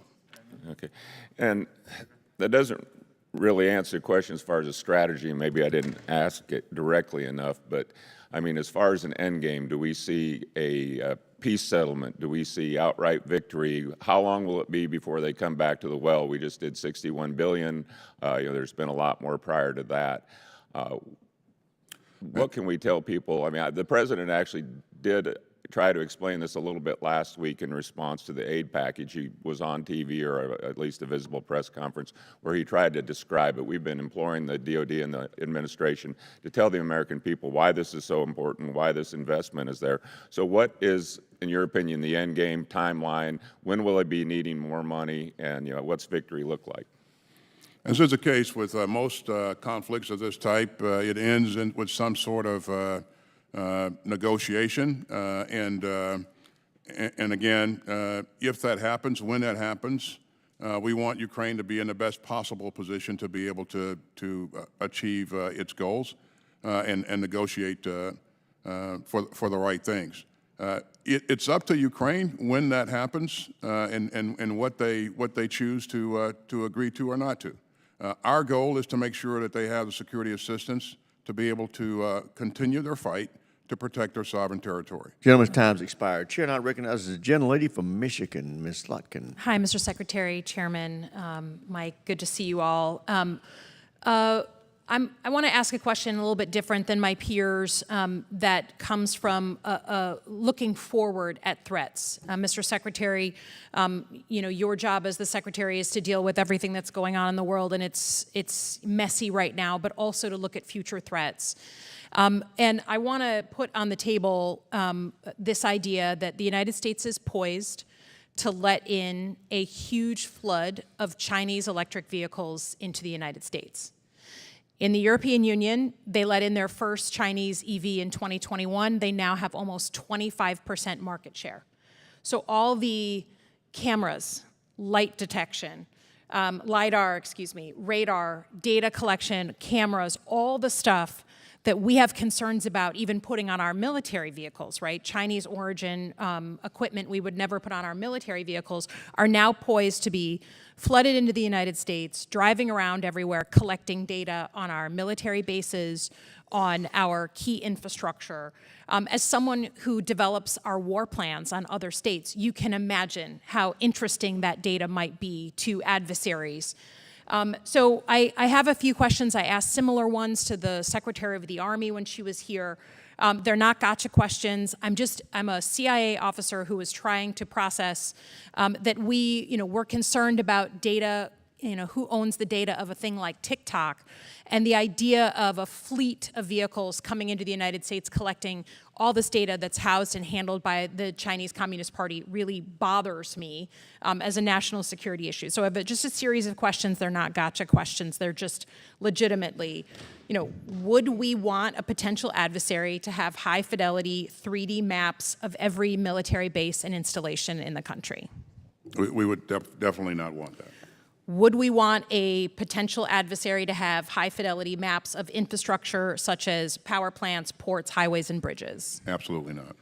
Would we want any potential adversary to hack into ground vehicles and pilot it remotely or disable a vehicle in the United States? No.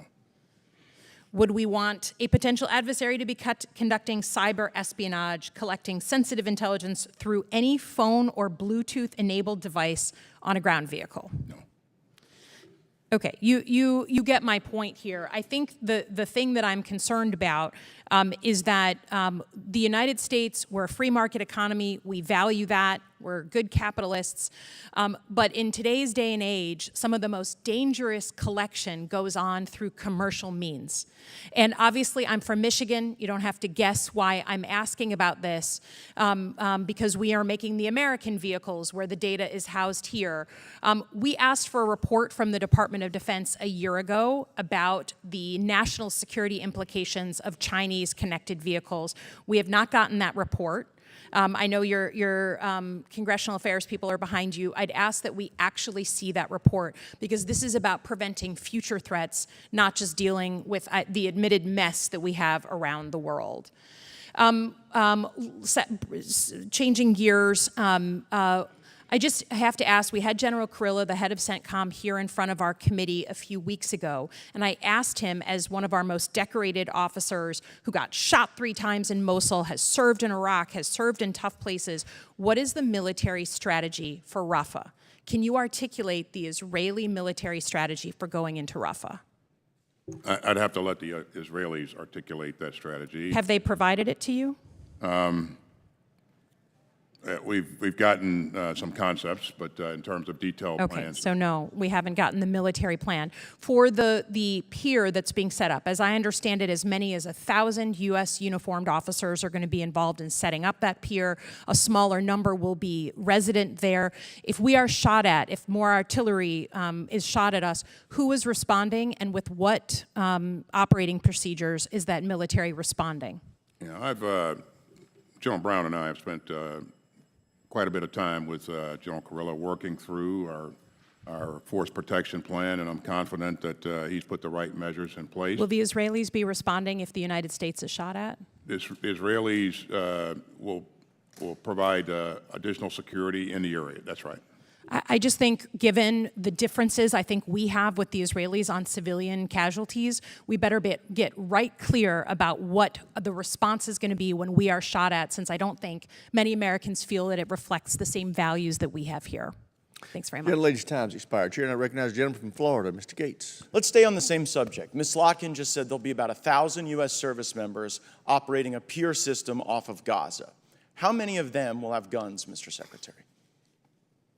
Well, typically all of the deployed service members carry guns, and they have the ability to protect themselves if challenged. So if someone from land in Gaza shoots at our service members who are on the $320 million pier that we're building, you're telling me our service members can shoot back? They have the right to return fire to protect themselves. Now, well, do we think that's like? So now I want to move to the likelihood that you think someone from land in Gaza might shoot at our service members on this pier. Do you think that that's a likely scenario? That's possible, yes. This is a very telling moment, Mr. Secretary, because you've said something that's quite possible that could happen, right? Shots from Gaza on our service members, and then the response, our armed service members shooting live fire into Gaza. That is a possible outcome here so that we can become the Port Authority and run this pier. Right? That's correct. You know, I expect that we will always have the ability to protect ourselves. Don't you think that counts as boots on the ground? President Biden told the country that we weren't going to have boots on the ground in Gaza. And we won't. Okay, but you guys parse the distinction between, like when Americans think boots on the ground, they think Americans in harm's way or engaged actively in a conflict. You guys seem to be sort of saying that boots on a pier connected to the ground, connected to service members shooting into Gaza, doesn't count as boots on the ground? It does not. I think you're going to find the American people have a different perspective on that. And if we're going to have people shooting into Gaza, we probably should have a vote on that pursuant to our war powers. But I want to bring us now closer to home and the F-35 program. Is the F-35 program a failure? No, it's... Okay, so let's go over, how much does an F-35 cost? Well, it depends on the variant, but... 100 million? Safe to say? 100 million a copy? Okay, so we just had the Air Force in here, and I said, what percentage of these F-35s are fully mission capable? And they said 29%. Do you have any basis to disagree with that assessment? I don't have any basis to disagree with the Secretary. So at 100 million a copy, 29% being fully mission capable, does that seem low to you? It's a complex airframe, and again, there are a number of reasons why a platform could be not operational at any one given time. But, right, but I mean, how many? Having said that, it is one of the best aircraft in the inventory. The best aircraft in the inventory. Well, Mr. Secretary, there's a GAO report that takes a very different view. Mr. Chairman, I seek unanimous consent to enter the GAO report entitled F-35 sustainment cost will continue to rise while planned use and availability have decreased. Without objection, so ordered. It reads, cost to sustain the F-35 fleet keep increasing from $1.1 trillion in 2018 to $1.58 trillion in 2023. Yet DoD plans to fly the F-35 less than originally estimated, partly because of reliability issues with the aircraft. The F-35's ability to perform its mission has also trended downward over the last 5 years. Is there any of that in the GAO report that you disagree with? I don't, no. Okay, so how many $100 million paperweights do we own? I would not categorize the F-35 as a paperweight. Well, if it's not mission capable, if it's, what do we just stare at it and admire it? We continue to work to make sure that we get our aircraft operational and continue to I don't know. Don't you think at 100 million a clip, more than 29% should be fully operational? And if the fact that we can't get them operational, you know what Secretary Kendall said when he was sitting in that chair? He said the core root of the problem is that we had let Lockheed Martin build this thing, and then we gave Lockheed Martin the full system performance contract. And they keep bilking us according to the GAO, and we sit around staring at a $100 million airplane that can't fully perform the mission, and you're sitting here telling me it's not a failure. Just own up to it, Mr. Secretary. Just say, this airframe has not delivered, it's too costly, it's not being utilized as we should, and we should never again make the mistake of doing a full system performance contract with the very person who built the aircraft. Could we agree to that? I agree. In the future, we should have a different approach. I'm sure that Secretary Kendall also I told think you the committee is going the to help things you that he move was to that doing to get different the approach quite quickly. Yeah. Gentlemen's time's expired. Let me give people our situational awareness. Votes have been called. There is a series of 9 votes, 6 amendment votes are 2 minutes. My plan is to continue for about another 15 minutes before we recess and then come back at the conclusion of the votes. The walk-off time will be 12:30. With that, Chair, I recognize the gentleman from Massachusetts, Mr. Moulton. Thank you, Mr. Chairman. Mr. Secretary, you said your budget priorities are near-term readiness, modernization, and support for troops and families. Those absolutely seem like the right priorities for me. Chairman, you've famously said, quote, accelerate change or lose. And of course, you're talking about our pacing challenge, China primarily.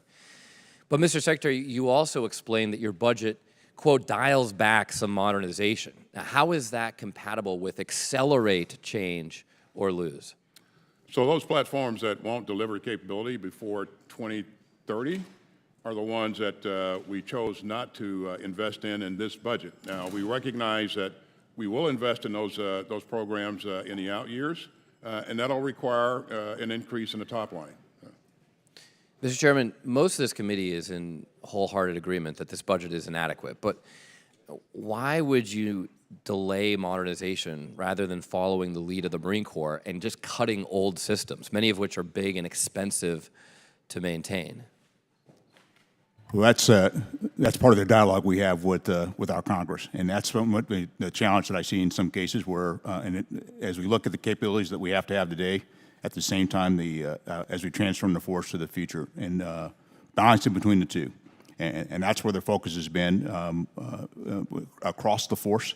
This is an area that we got to continue to have dialogue of the things that we were willing to let go of, so we can actually invest in and modernize in the future. Well, I have no doubt that this is your philosophy. I question whether it is really the focus across the force. I mean, I think with the exception of the Marine Corps, and a bit of credit is due to the Air Force as well here, there's been a real reluctance to divest of old platforms. I mean, I asked this question of Army leadership just last week. I said, give me an example of one old platform that you're cutting to make room for modernization. And the Secretary of the Army used the Future Reconnaissance Attack Aircraft, a future capability. She's talking about cutting a future capability. Can you give me, Mr. Secretary, just a couple of examples of old weapon systems that are big and expensive to maintain that the Army is cutting to make room for modernization? Well, certainly, I mean, if you had the Secretary of the Army here to speak to that, I'm sure that what she told you is accurate. So I won't challenge that. But there are things like older artillery platforms, like the M777 that we provided to Ukraine, that we no longer use in our inventory to the extent that we were before. That we are, that we're moving out of the inventory. But some of these things that are no longer useful for the Army are useful to us in the next fight. As far as the Army is concerned, we're able to transition those items to partners and allies who need that kind of capability. Well, let's do that. I mean, let's sell them. Let's get some money, right? But we've got to make money in our budget for modernization, because if we don't accelerate, not just change at the rate that we're changing right now, but accelerate change, we are not going to be able to keep up with China. And Mr. Secretary, I just want to be clear, you are endorsing the Secretary of the Army's response to my question, name an old system you're cutting, when she named a future system that you've chosen not to invest in. No, the reason I said what I said was I really don't know the full context of, but to your point, that is a future system and not a system that we would typically look to divest of. The systems that we want to divest are the systems that are too expensive to upgrade, to modernize, or no longer relevant in the future fight. Now, I mean, we live in a world where $5,000 drones can destroy $5 million tanks. Now, I'm not saying there's never going to be a use for a tank again, but we're still building a lot of tanks. Poland has just agreed to purchase a whole bunch of tanks. I don't know what nation they plan to invade with these largely offensive weapons, but that doesn't seem like a very wise investment for us or our allies. So I would just encourage you. I know there are a lot of tank supporters in Congress. There are a lot of F-35 supporters in Congress. But you've got to come to us with tough cuts, because coming here and just saying we can't modernize is not acceptable. Replicator is a good example of a revolutionary change. But when they came before the committee, I asked them, you know, Ukraine is innovating a lot on drones. Just tell me, when is Replicator program, with our GDP, going to catch up with Ukraine that has 0.7% of our GDP? And they said, at the present pace, we're not.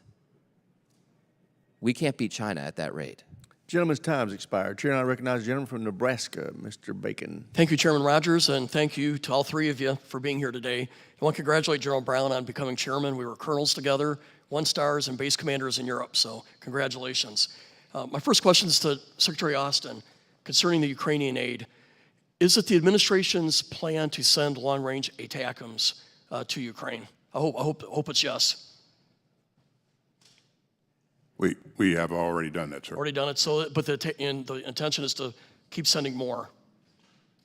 Well, we will provide as much capability as we can. Okay. So. I think that we want to ensure that we're sending difference makers. They are not feeding into the gridlock, from my perspective. General Brown, I want to talk about nuclear survivability. You know, for 29 years, we flew the Looking Glass 24 hours a day with a general on board that could take over our nuclear forces of the White House, the Pentagon, or Stratcom was hit. In 1990, we stopped flying that mission and had it on ground alert primarily. We think the threats are back to what they used to be with the behavior of Russia and the behavior of China. And now we have weapons that can strike us in 15 minutes, so we think it's even more imperative to have this capability. What are the plans to bolster our nuclear command and control survivability?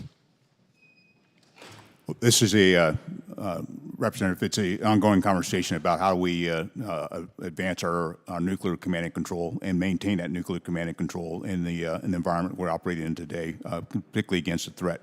I'd also say, as we advance in technology, there's also opportunities to change that approach as well. And so that's where our focus areas are, as we look at combined joint all-domain command and control, how that also feeds into our new command and control as well.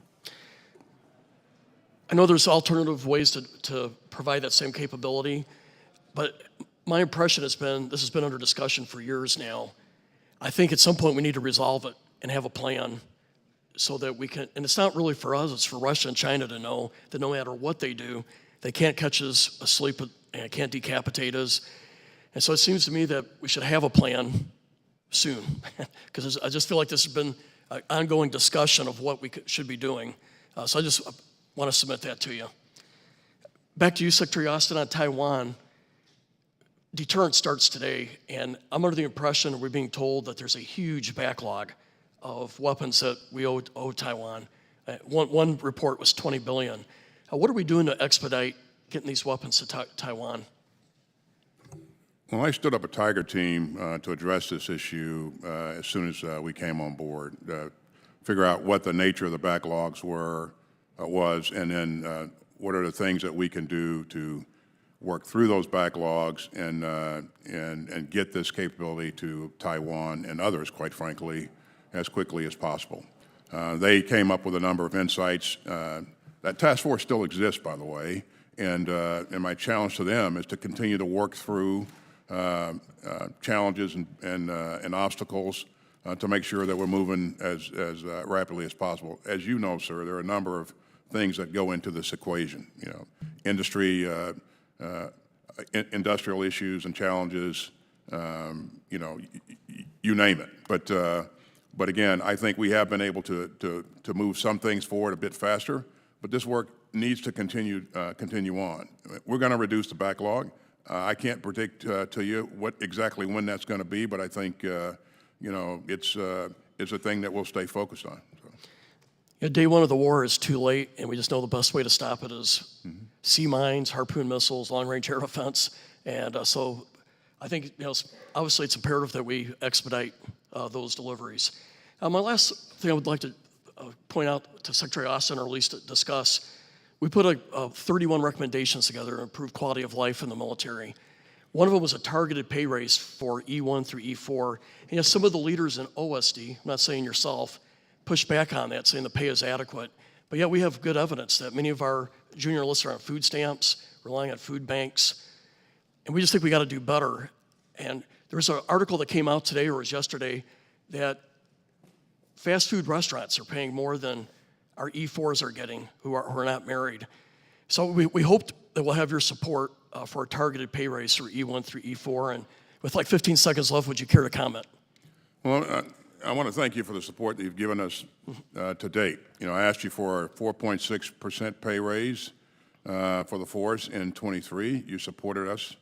In 24, the budget that was just appropriated, we asked you for a 5.2% pay raise. You supported us for that. That's Gentleman's time's expired. Chair now recognizes the gentlelady from New Jersey. My intent is to recognize the gentlelady from New Jersey and the gentleman from Indiana, and then we will recess till about 12:35. Thank you, Mr. Chairman.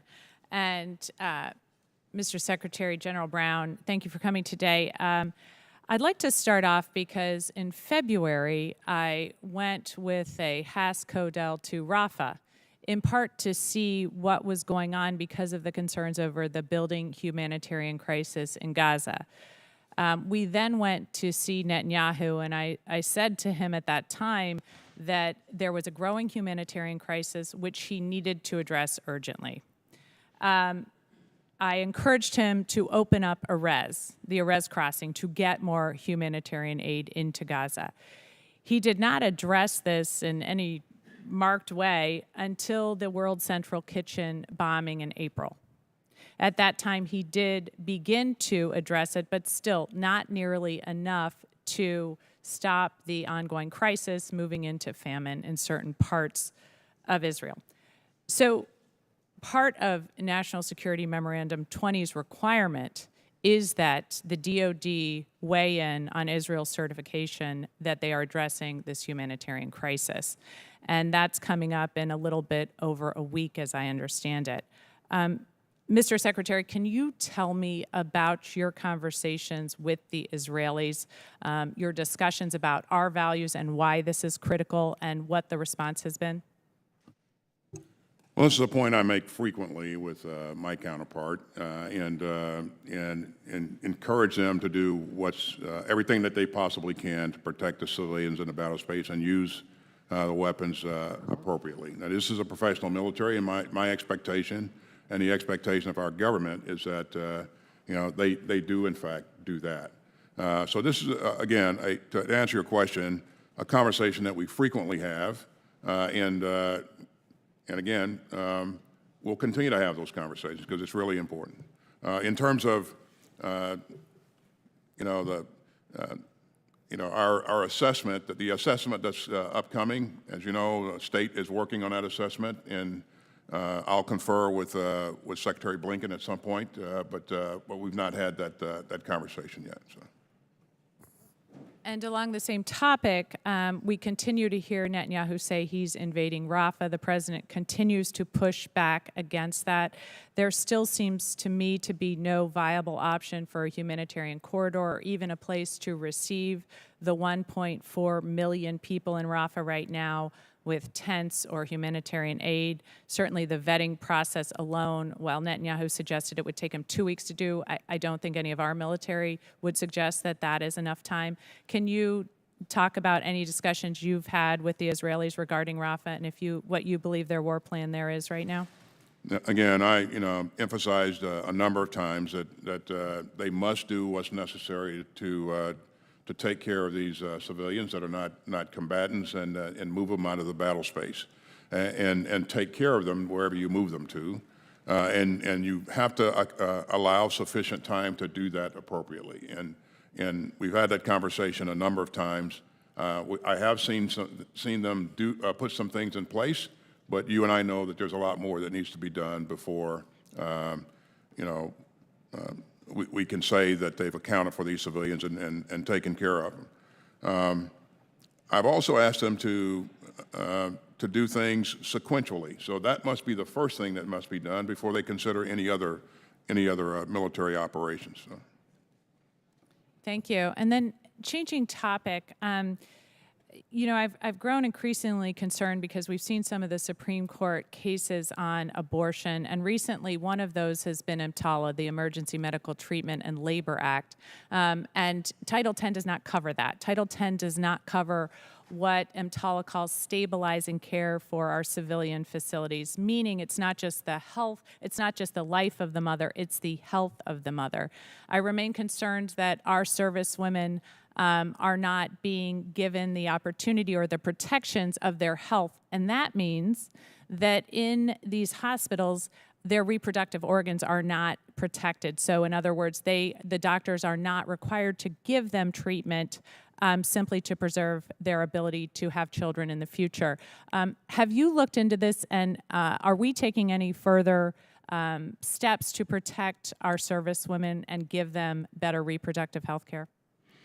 No, we've not, the reproductive health care policy that we have in place does not specifically address the issue that you raised, but it's a valid issue for sure. I would recommend you get her an answer for the record because we got to go to Mr. Banks. Gentlelady's time's expired. Gentleman from Indiana is recognized. General Brown, according to the Blue Star Family's 2023 annual survey of military families, trust in the military is down to the lowest that it's been in 20 years, down sharply nearly 20% since President Biden took office. The poll also says that only 32% of military families would recommend service to a relative. That's down 55% since 2016.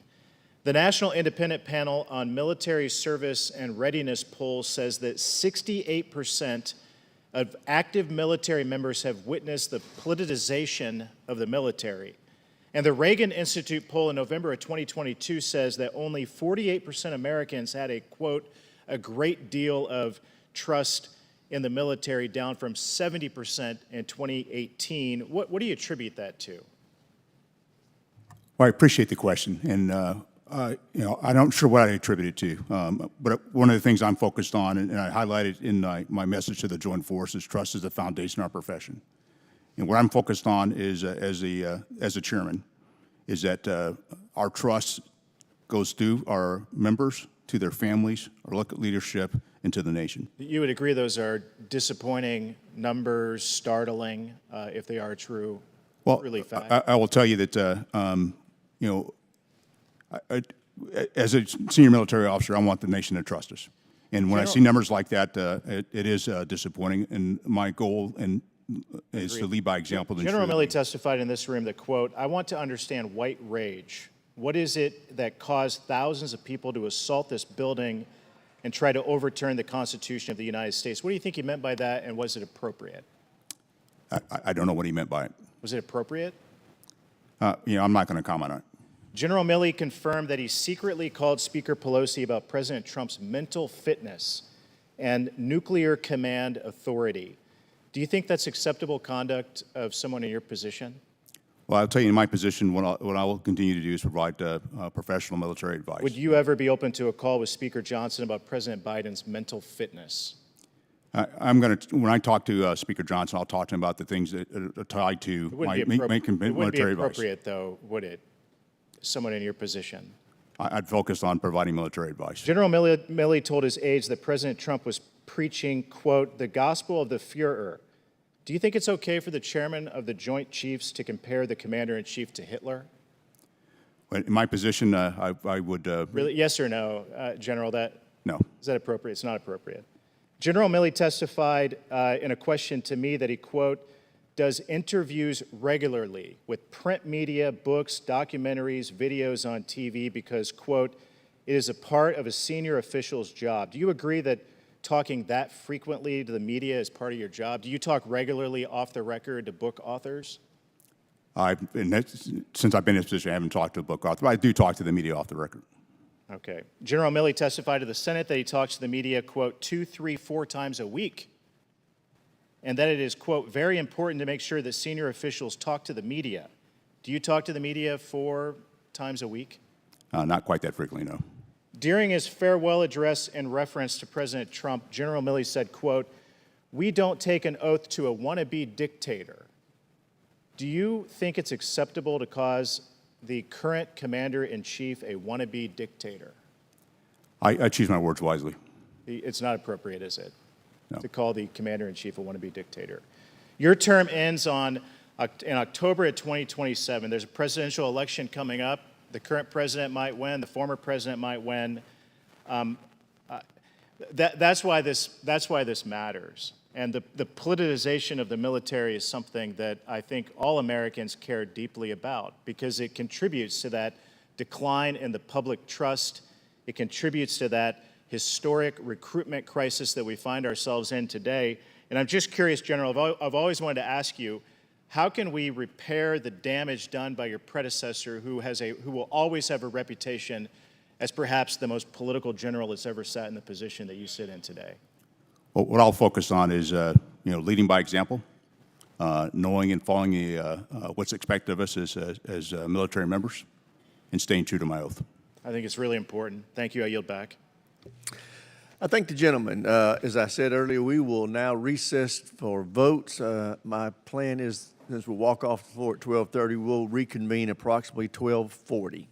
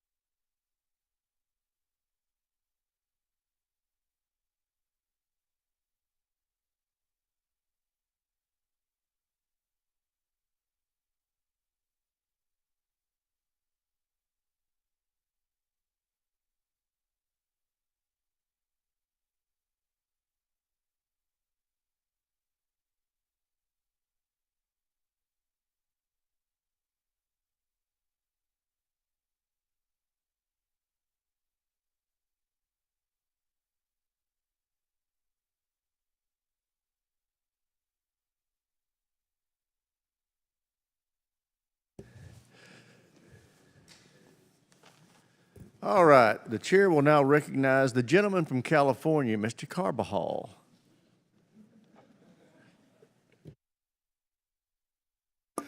Thank you, Mr. Chairman, and thank you to all the witnesses here today, answering the good questions and the silly questions. I was pleased to see the release of the department's commercial space integration strategy.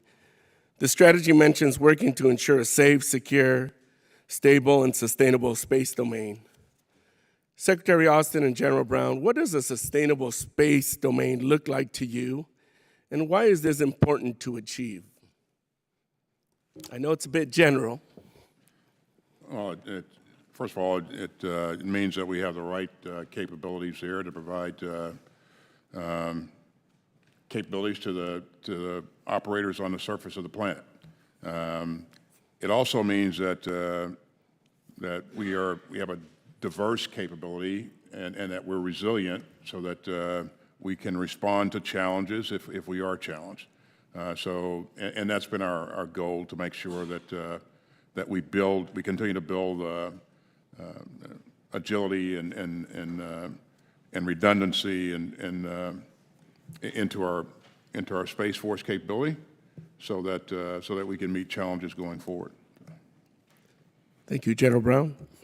I would add to, not only for our military capabilities for us to be able to do military operations, but it's also how we protect our national interest in having that capability in space to deter activity, but also prevent and respond, because it impacts not just our military, but how we are able to communicate, how we do our economic transactions, and many other areas that are important to our security and the things that we do as a nation. Thank you. Secretary Austin, within the commercial space integration strategy, 13 mission areas in national security space are identified. 6 are identified as primarily government, 6 is hybrid, and just 1 is primarily commercial, which is space access, mobility, and logistics. How do you see opportunities within the hybrid and primarily commercial mission areas growing for commercial space companies?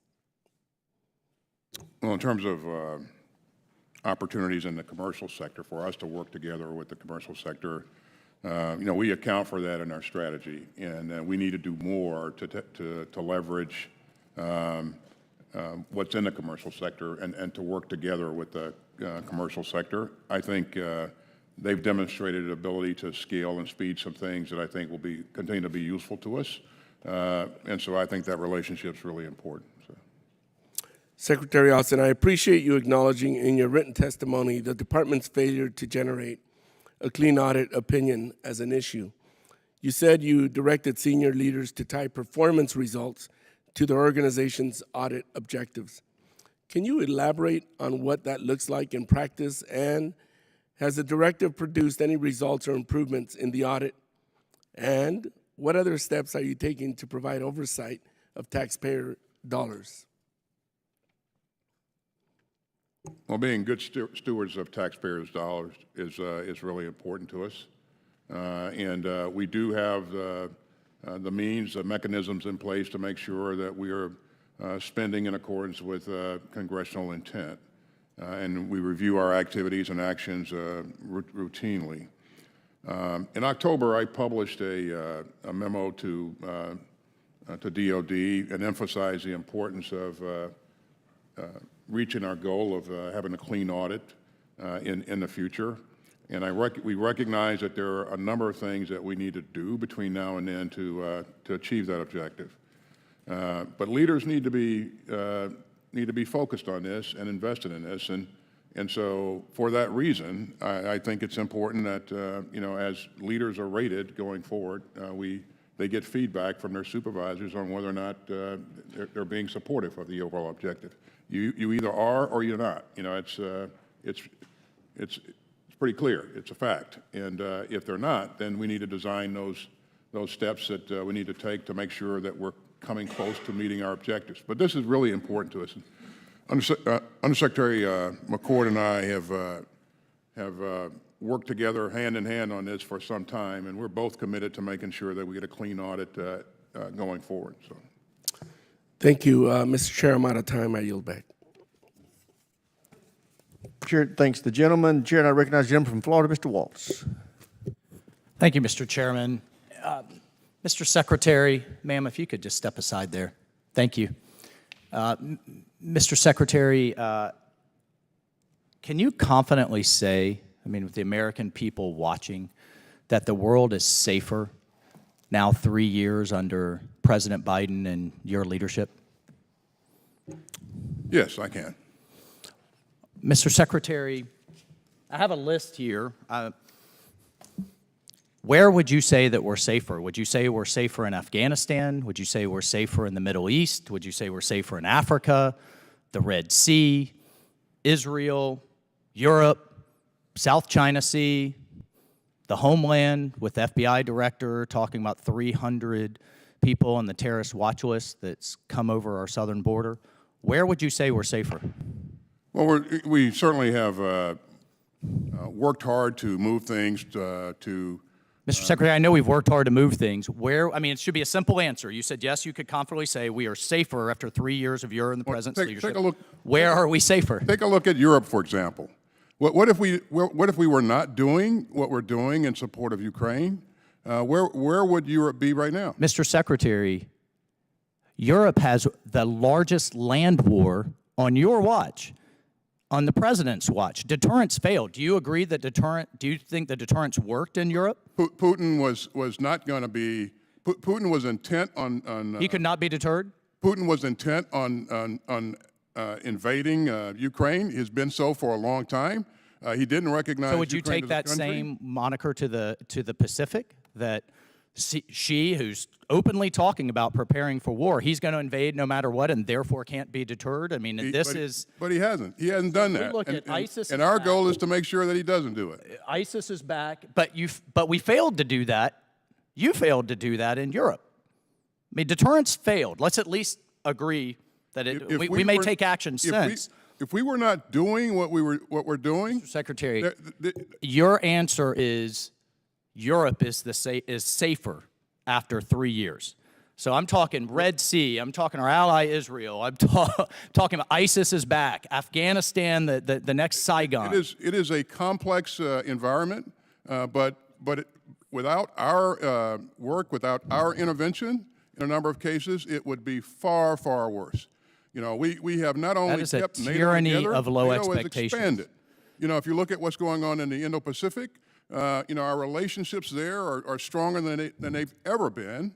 And again, with your help, we continue to invest in the capability, capacity to make sure we Mr. make. Secretary, we're going to state this right here. The second Thomas Shoal off the coast of the Philippines could be the next flashpoint to launch World War III.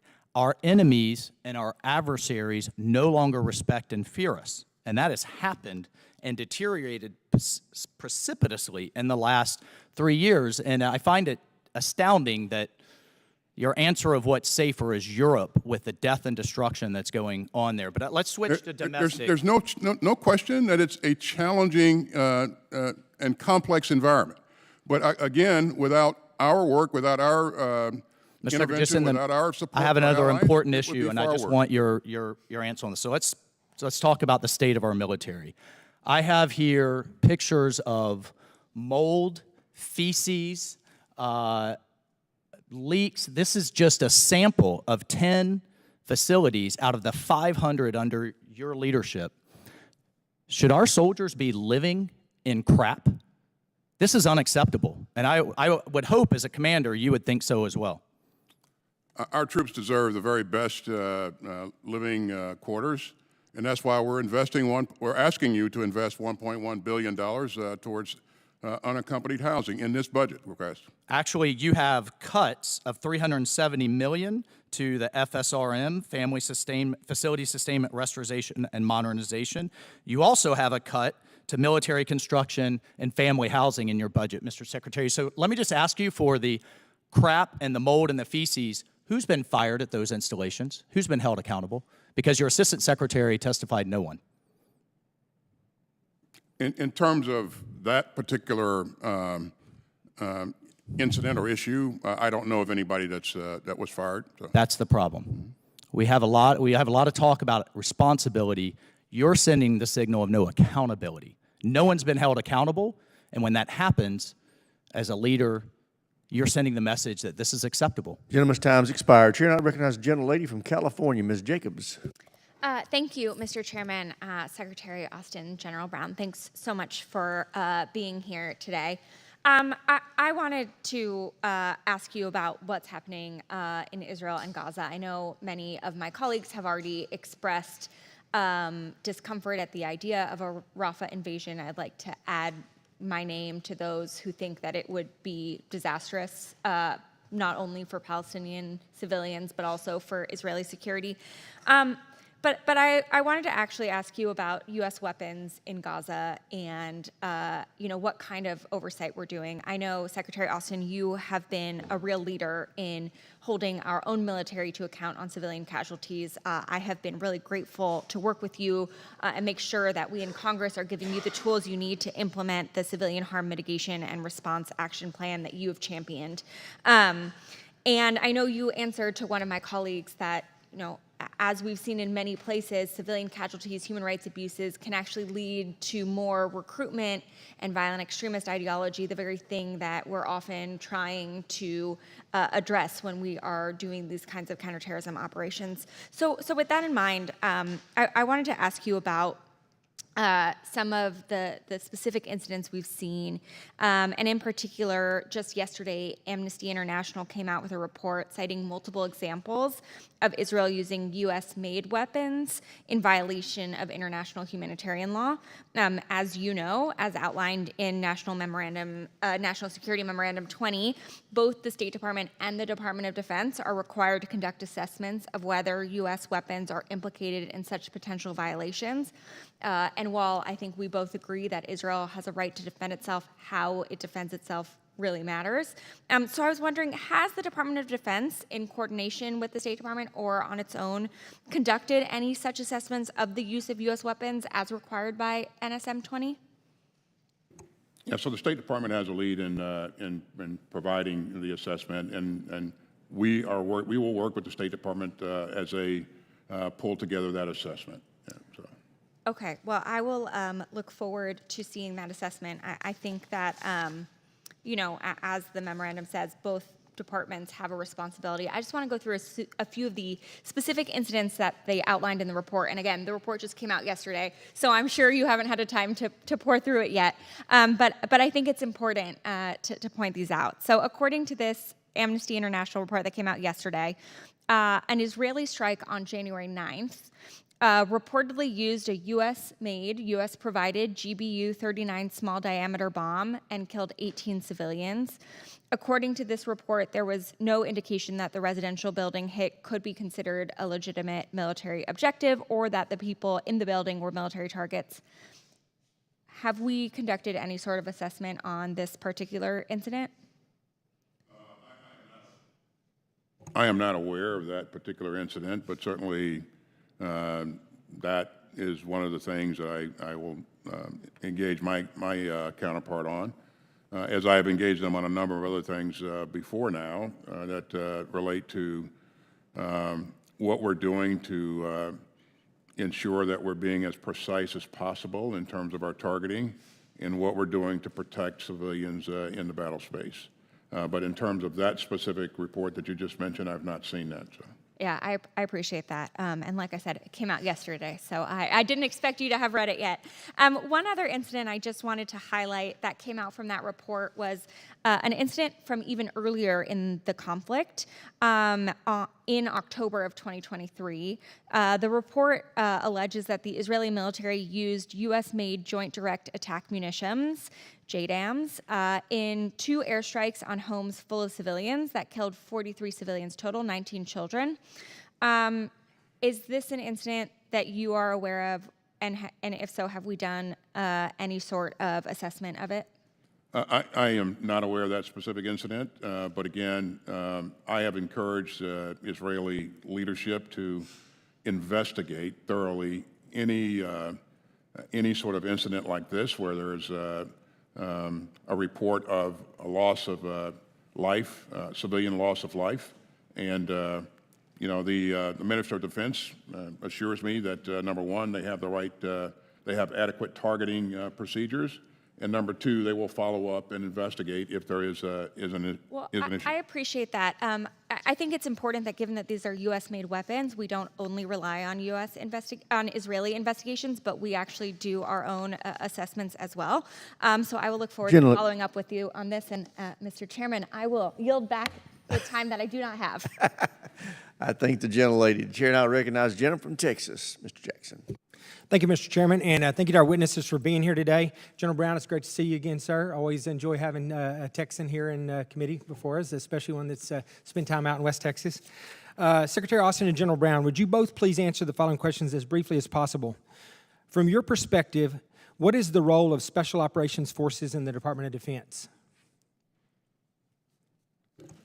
Special Operations Forces are clearly a remarkable advantage for us, a remarkable asset. They add value in every endeavor, and you know, they're very difficult to train and equip in terms of the amount of time that it takes. And so, but having said that, they provide value in a number of ways, and so we treasure their contributions. In the interest of time, General Brown, you agree with that? I do. Okay. When you think about a conflict in the Indo-Pacific, is there a unique role that Special Operations Forces might play there? You both, either one of you, both of you. Yes, there is a unique role. Thank you. I appreciate that. More broadly, are there still threats to American interest in the Middle East and Africa from our adversaries? Yes. Okay. If you certainly consider the transnational terrorist threat an adversary, certainly. Yes, sir. Okay, and is it fair to assume that Special Forces might be utilized to conduct operations in CENTCOM, AFRICOM, and INDOPACOM at some point in the near future? Yes. General, you agree? Yes, and I would say not only Special Operations Forces, but pretty much all of our joint force can be expected to be engaged in various forms, depending on what the threat or what the situation is. Thank you. Would you both agree that Special Operations Forces are a critical component of any of our plans in order to be successful against our adversaries, our prime adversaries in these areas? Yes, I would. Yeah, yes, they are, and one of several critical components. Thank you. Would you both say that generally the demand signal for Special Operations Forces is extremely high right now? It is high, and it's a small force, so it's a high demand, low density resource. Thank you. I mean, I would agree, but I would say the demand signal has changed because the environment's changed a bit, particularly in the. Okay. And do you both think that that our Special Operations Forces are more capable than their Chinese, Russian, or Iranian counterparts?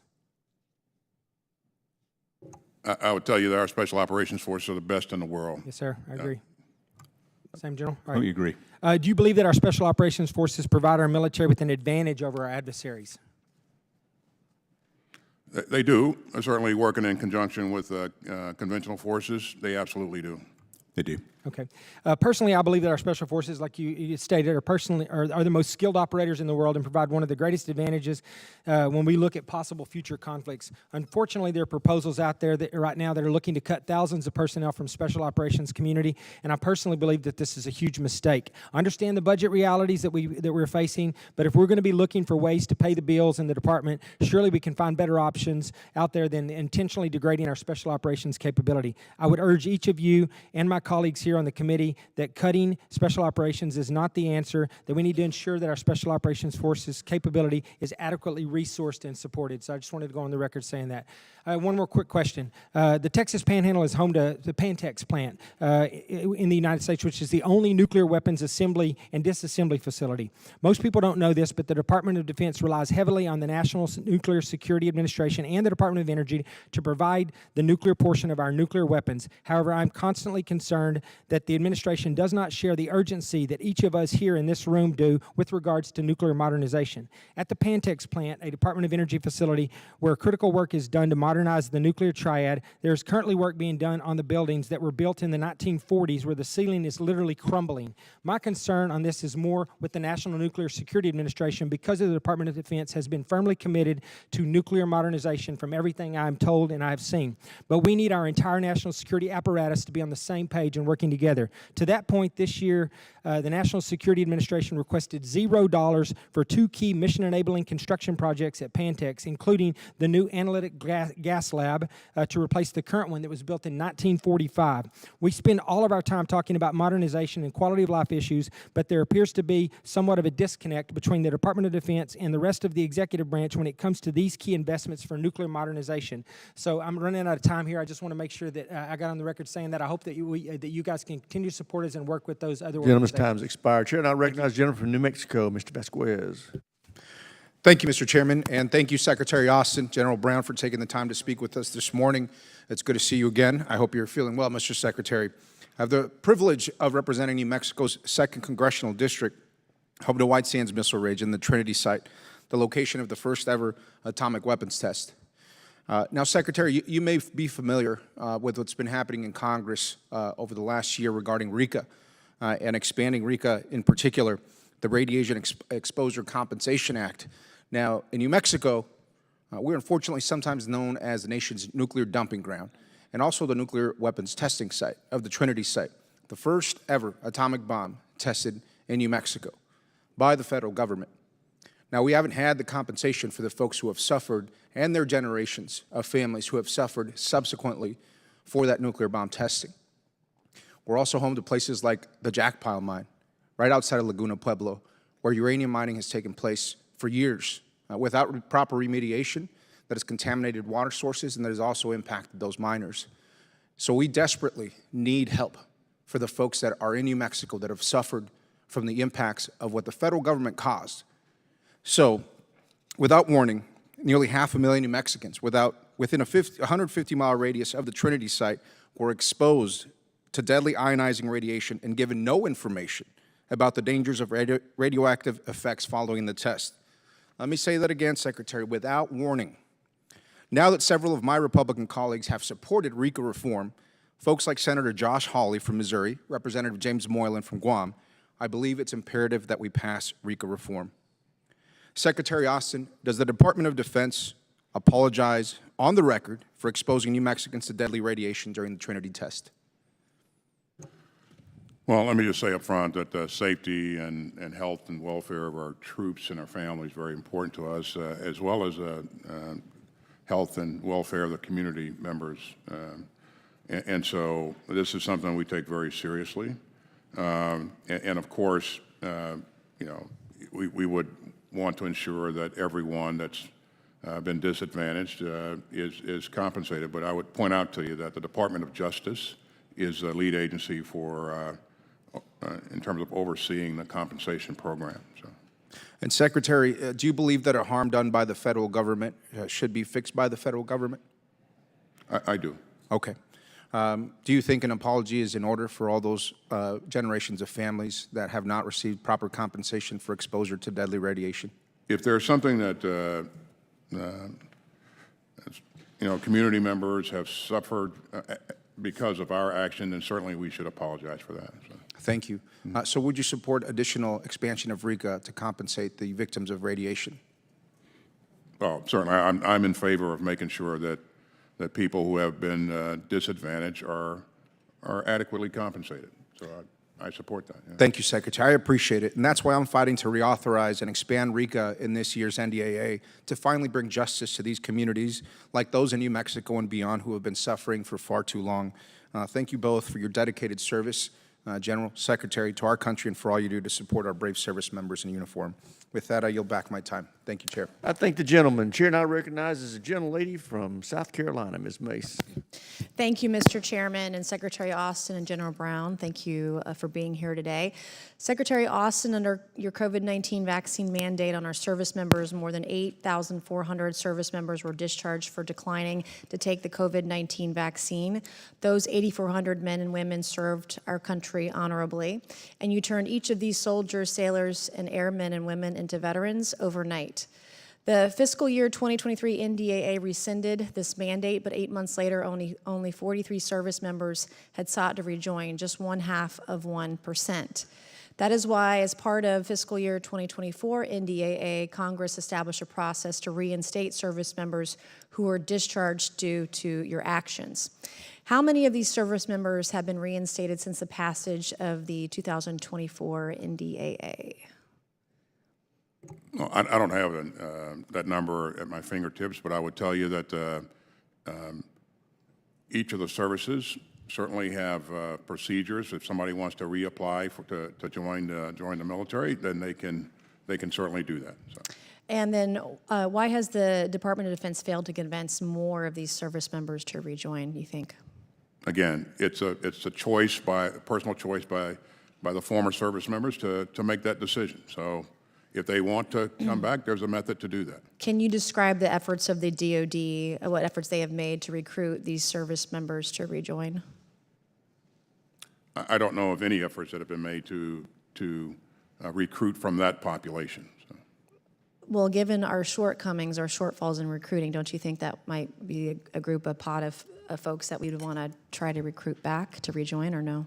Yeah, as you may have heard me say earlier, I think our services are doing well in terms of turning the trend around, and really are, in most cases, going to make their recruiting goals.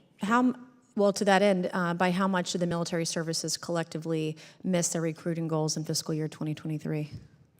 Well, let's talk about 2024, what the services are projecting. My question was about 2023. How badly did they miss their goals? There were a number of services that missed their objectives. Approximately, the answer is approximately 41,000.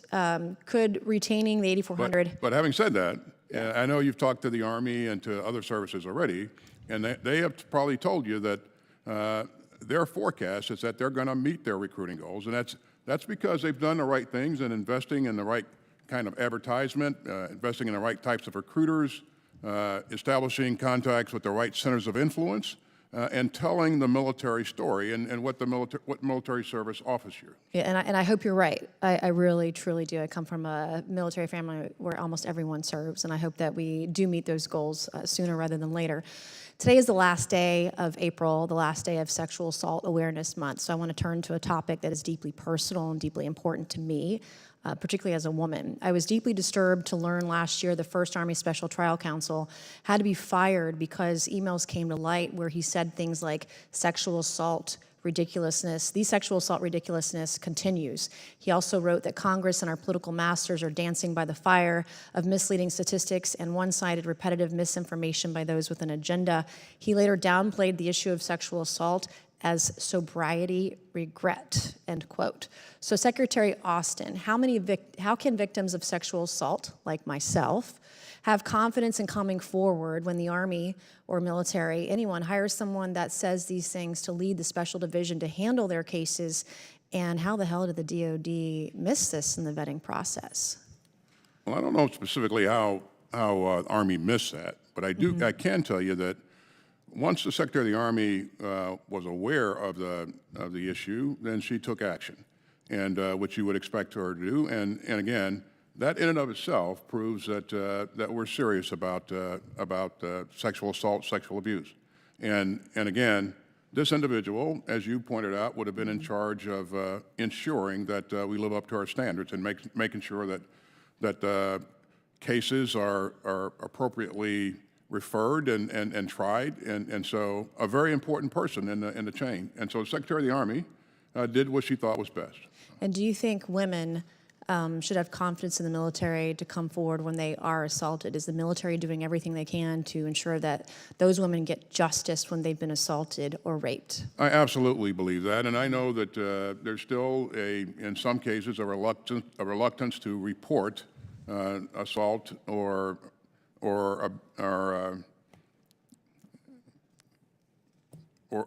abuse, and so we want to make sure that everyone feels comfortable that they can come forward, report, and there will be. Gentlelady's time's expired. Chair, now Thank you, recognize Mr. the gentlelady from Hawaii, Ms. Takuda. Thank you, Mr. Chairman. Mr. Secretary, when you came before this committee last year, we briefly talked about infrastructure investments. You stated then that it's absolutely important that the department does everything it can to ensure that it continues to update its infrastructure. Now, I know that the department has had to make some tough choices in its fiscal year 2025 budget request to align with the Fiscal Responsibility Act, which I regret imposes harsh caps on both defense and domestic spending.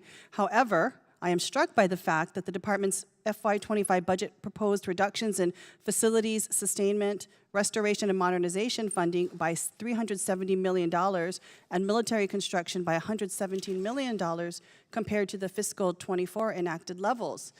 INDOPACOM's unfunded priorities list further identifies over $3.3 billion in MILCON priorities that aren't included in this year's budget. Given all that, Mr. Secretary, how confident are you that your budget request includes and prioritizes adequate funding that we need to sustain and build infrastructure, especially in the Indo-Pacific, where our state is located, where these investments are critical to our posture and force projection?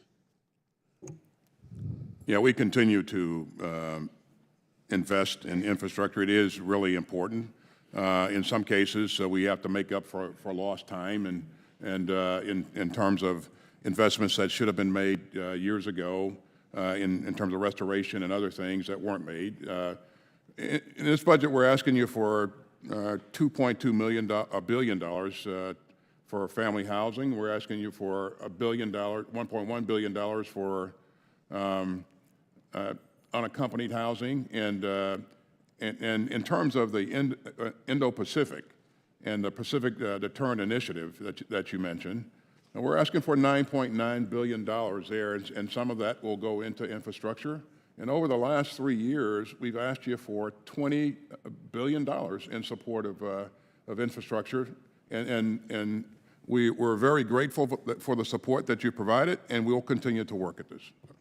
Thank you. Well, the bottom line is we need numbers of that sort if we continue to defer investments in repair and maintenance in previous years. And so if we are going to be true to investing and supporting infrastructure, we have to invest now. We need to put our money where our mouth is so that we can better manage the risks and the cost that comes with extreme deferred infrastructure investments. And we need to make sure that we build and sustain the infrastructure we need to compete with our adversaries and to take care of our soldiers and their families as well. I want to pivot right now to the ongoing conflict in Gaza. I know many of my colleagues have asked questions about that today, and I share their concerns as to how U.S.-supplied weapons are being used by the Israel Defense Forces and whether adequate steps are being taken to protect civilian life, especially with the looming operation in Rafah. This includes reports of an October 31st airstrike on the Jabalia refuge camp that killed over 125 people and may have involved a U.S.-provided bomb, the possible use of white phosphorus in areas populated by civilians on October 16th, and the continuing use of U.S.-made precision-guided missiles and artillery in Israel's defense. Mr. Secretary, would you please describe the department's efforts to conduct end-use monitoring of U.S.-provided weapons to Israel in this conflict, specifically to determine the credibility of the written assurances provided by the Israeli government pursuant to NSM 20? The vast majority of equipment that the Israelis use is provided by the United States in terms of air-ground munitions, and I think everybody's aware of that. The Israeli military is a professional force. Our expectation is that they conduct their operations as professionals would, and that they account for civilians in the battle space and make sure that they have good targeting processes and they follow those processes. In terms of making sure that we're engaging the Israelis on these issues, I do that every week as I talk to my counterpart in Israel. This is one of the things that I really emphasize routinely. And again, it's been a tough battle. Mr. Secretary, there's been far too many civilians that have been. Absolutely. So, Mr. Secretary, if I'm hearing you right, then we're taking them on their word that they are abiding by the provisions in NSM 20? Are we doing any of our own monitoring and use monitoring to make sure that we know exactly how that's being done to prevent the loss of life, civilian casualties? Well, as you know, in accordance with NSM 20, we'll have to provide, the State Department in conjunction with Defense will have to provide an assessment on whether or not they are doing just that. And so that in work a is week or progress. so when we are to get that report, then it's going to show us with some credibility that you're not just taking them on their word, that you have actually been able to show that, in fact, these weapons have not been used in ways that they should not be. Gentlelady's time's expired. Chair, and I recognize the gentleman from Alabama, Mr. Strong. Thank you, Chairman Rogers, Secretary Austin, General Brown, Mr. McCord. Thank you all for being here today. A phrase we've heard routinely from senior leadership at the Pentagon is production deterrence. The Alabama way of saying this is we got to keep the clip full. The missile industrial base needs stable production expectations, expanded capability, and resilient supply chain. I've been a licensed emergency medical technician for almost 35 years, and one of the contractors back home explained it to me like this. It's hard to run a missile industrial base when your demand signals look like a heart monitor. Ordering 150 one year, none the next. 150 the next year, none the next. We've been reminded in the past year the criticality of increasing our air and missile defense capacity, especially in Israel and the Middle East. The Secretary of the Navy recently shared that we have expended $1 billion in missile inventories in the Red Sea mission, which included the use of the SM-3 missile in combat for the first time to defeat Iranian ballistic missiles. Just last week, I went to the groundbreaking in Huntsville for a facility expansion where 60% of the work is for the SM-3-1B. This is initiated after demand signals in recent years to crank up production. Despite this, the department has now proposed termination of the SM-3-1B. I'm especially worried about the workforce and what this is, the signal this is sent. One, I understand the Constraint and Financial Responsibility Act, so what I would like to know from you is, was this just a budget decision despite our commitment over the last 2 years to protect missile funding for critical munitions? Are we again using missiles as a bill payer to meet the priorities? As we discussed earlier, we certainly had to make tough choices as we built our budget requests based upon the FRA. But since Raytheon is a prime vendor for this weapon system, I'll take your question for the record out of an abundance of caution there. As you know, I used to serve on the board of Raytheon. So. Okay. Thank you. Given the sudden change in plans, I'd like to ask that you provide this committee the analysis supporting the termination decision, including analysis of the SM-3 capability against current and future threats, risks to the industrial base and workforce, and the ability of the Navy to meet missile defense requirements with significantly fewer effectors. Secretary Austin, I'd like to thank the department for sticking to the facts and doing what is best for national security as it conducts the Inspector General and GAO investigation into the Space Command base decision. I'm confident that should the department continue in pursuit of the truth, it will once again find Redstone Arsenal in Huntsville, Alabama to be the best place for Space Command and best for national security. With that, Mr. Chairman, I yield back the remainder of my time. I thank the gentleman. Chair now recognizes the gentlelady from Virginia, Ms. McClellan. Thank you, Mr. Chair. Thank you, Secretary Austin and General Brown, for being here today. I want to focus a little bit on child care, and I appreciate in your submitted remarks that you pointed out that the FY 2025 budget is focusing on efforts to make child care more affordable.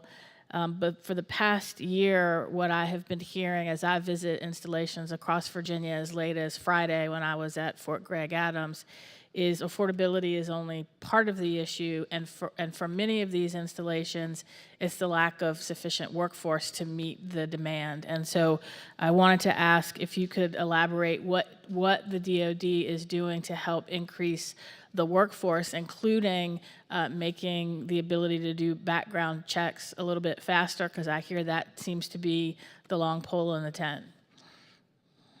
We are doing things to speed up the amount of time that it takes to conduct background checks, and you are right, that has been an issue of concern for a number of people for quite some time. We're also doing things to incentivize workers working for us in the child care arena. If you're an employee, for example, if you want your child to be enrolled in that child care center, we've reduced the cost of for the first child by 50%. And there are other things that we're doing to try to make it more attractive for us to more attractive for people to come work for us. But this is there's stiff competition, as you know, in this area, and we've just got to continue to do more to attract the right people to join us and stay with us. And we've seen some improvement, but there's more to be done yet. So. Thank you. I know this is not just a problem for the DoD, it's a problem in the civilian world as well, but if there are more resources or assistance that we can provide, please let us know. On mental health and suicide prevention, these are also difficult issues we continue to grapple with. In September of 2023, you signed off on a memo with over 100 actions to prevent military suicide, targeting 5 primary lines of effort. And can you tell us today how the department is beginning to implement those directives and how we can be supportive? Well, we are implementing them, and of course, I am personally involved in this because it's really important to me, and I routinely engage service leadership in terms of what they're doing and how they're making health care or mental health care more available to their troops, and so this remains a focus for the department from the top to the bottom. But it's still a very, competitive market. There's just not enough healthcare providers, mental health care providers, and the demand is pretty significant. We've done some things like make telehealth care available, and that's helped the people who are working and living in remote areas. And again, there's much more that we need to do, but it will remain a very competitive market because there's just not enough providers out there in the civilian world or in the military. So. Thank you. We had the opportunity to speak with leadership for AFRICOM in a posture hearing earlier following the military coup in Niger, and since then we have seen a further weakening of the American position in Africa as our troops have been ordered to leave Chad as well as Niger, 2 nations that are vitally important to our counterterrorism efforts. And you may not have time to answer this, so for the record, if you could provide how the department is working to prevent similar troop evictions from our African partners and what the department is doing to strengthen ties with our partners in Africa. Would love to have that submitted for the record. Okay. We will submit it for the record. Thank you. And finally, I would just say after my visit to Fort Gregg Adams, one of the challenges I think with meeting recruitment goals is the fact that particularly since COVID, the inability to be more further integrated in the communities. And Fort Gregg Adams is a good example where you have 2 military museums, a great new exhibit on the 6888, and Black women who participated in the war effort, and yet civilians have a hard time getting on campus to see them. If there's anything we can do to help you meet that balance between providing security at the gate, but allowing more people from the Chair, community. now recognize another gentlelady from Virginia, Ms. Kiggins. Thank you, Mr. Chair, and thank you to General Brown and Secretary Austin, Mr. McCord, for being here with us and for your service to our great nation. I know we've had a lot of us speak today about the defense budget being inadequate and our concerns with that. Just noteworthy, a takeaway from a brief I went to about the pier that is being established off of Israel. $330 million was the price tag that we were given. 1,100 servicemen and women from Virginia who are being sent there, in my opinion, in harm's way. So that unilateral action, I sometimes question our priorities about how are we prioritizing the inadequate defense budget that we do have. But that raises a lot of questions. I want to echo some of the words of my colleague about the F-35 and had my staff print on our break about the GAO report, which is quite scathing if you haven't had a chance to read it. I was shocked to just hear about and read about the sustainment costs that have increased 44%. So they went from $1.1 trillion in 2018 to $1.58 trillion in 2023. It says since 2014, they made 43 recommendations to improve the department's operations sustainment of the F-35 program, and that DoD has implemented only a few of those. So 30% remain unimplemented. So about 70% of those recommendations remain unimplemented. Do you know what the Department of Defense is going to be doing in order to get those F-35s off of the flight line in Texas? They're not doing us any good sitting on the flight line. I also want to put a shout out for places like Naval Air Station Oceana in my district, the East Coast Master Jet Base. We need those F-35. Let's get them in the fleet. Let's get the pipelines going for maintenance, for operations, for manufacturing, so that we can maybe reduce some costs that way. But do you have plans in mind for how we can get those F-35s into the fleet and reduce those costs? Yeah, I can take partly because I was, as the Air Force chief that I was 7 months ago, part of the conversation here was to make sure that we're getting what we pay for. And at that point, Lockheed Martin was basically getting to TR3, which is the tech refresh to get the Block 4, which is the capability required for our pacing threat, was not on time. And that's what's driving part of the conversation of being able to get those airplanes from Lockheed Martin and get them out to the field so they can be employed. And why is it not on time? And what are we doing to make sure that it will be on time? Well, it's engaging with industry. And I'll just tell you, in my last role as the Chief of Staff of the Air Force, I sat down with 3 of our CEOs from our industry partners that have a key role in this to tell them we have a problem. We have a problem that we have to work together to make sure that we provide the capability that we're paying for. Please provide that oversight and hold their feet to the fire, because I hear from my friends, the F-18 pilots who are flying only F-18s out of Oceana, that they're having to change their tactics on a weekly basis to keep up with the Chinese. If we have better equipment out there for them, let's get it in their hands so they can start practicing for it so we can be ready for that fight tonight.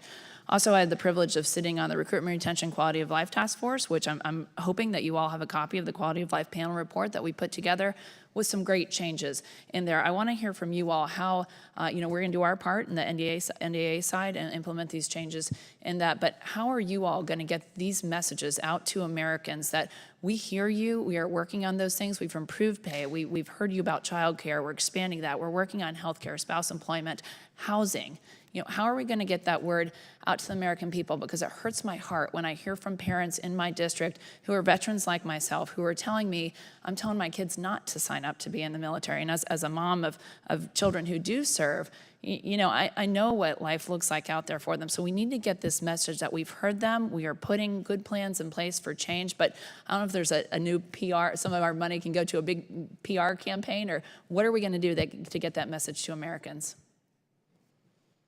Well, first of all, let me thank you for the tremendous work. And yeah, I have gone through the report, and my staff, along with the Joint Staff, is looking at it to make sure that everything that we can do to implement the things that you guys have brought forward, and certainly we're going to take that on. But I will tell you that we've done a lot. One of my areas of focus has been taking care of people. And that's why, again, I asked you for a pay raise in 23 of 4.6%.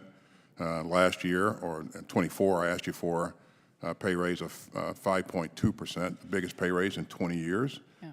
And this year, we're asking you for 4.5%. And happy to do those things, and I just have a few more seconds left, but I just wanted to share. My Naval Academy son said, they used to tell us that the Naval Academy might not have the best equipment or best resources out there, but we have the best people out there. So those kids grow up thinking that. We need to make sure we're taking care of those people, and I just really appreciate you prioritizing that. Thank you so much. My time's expired. Chair now recognizes the gentleman from North Carolina, Mr. Davis. Thank you so much, Mr. Chair. And thank you to our witnesses, to Secretary Austin, to the General Brown. And I want to thank you in particular for your service to our country and keeping the American people safe. Over 2 weeks ago, the fearless airmen of the 335th Fighter Squadron shot down 63 attack drones headed for Israel.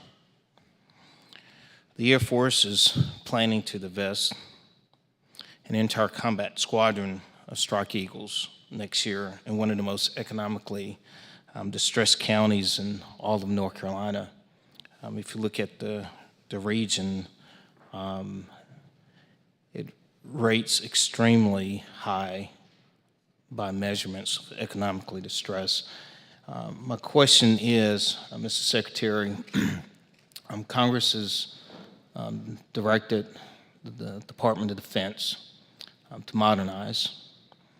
However, if we can still possibly uphold our national security interests while protecting local economies, as it may have a devastating impact in communities, how do you see the department considering then this local impact on communities?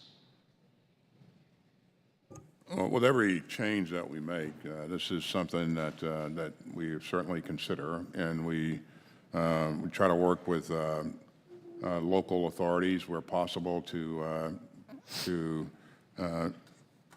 mitigate the impact if it's possible to do that.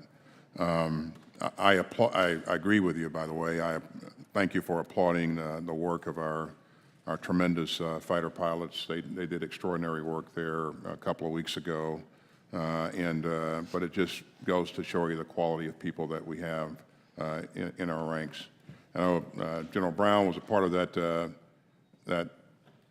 those decisions to modernize and invest in a different type of platform. And Mr. why we Secretary, did that, you may want to speak to that. let me ask this question.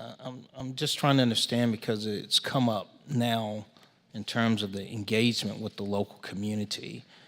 And I'm trying to understand what level of engagement has taken place with the local community in North Carolina. Well, I can't speak for the Air Force, but I just know based on past experience, when we, as we start to make decisions of our basing and either modernization or divestment, we do engage with the local community because it's important to us that we maintain a positive relationship with the communities that we live and operate in and around. And so, you know, I expect that the Air Force is, and if they haven't, we'll make sure they do engage. But to your knowledge, you're not aware of personally any level of engagement with Wayne County? I'm not, because I've been a bit separated from this particular topic for a number of months now. Okay. And during the time that you were engaged in this topic, were you aware of any engagement? Well, at that time, this is before the decision was made, so we don't get ahead of the decision to start engaging. Thank you. I understand that. Let me ask this question.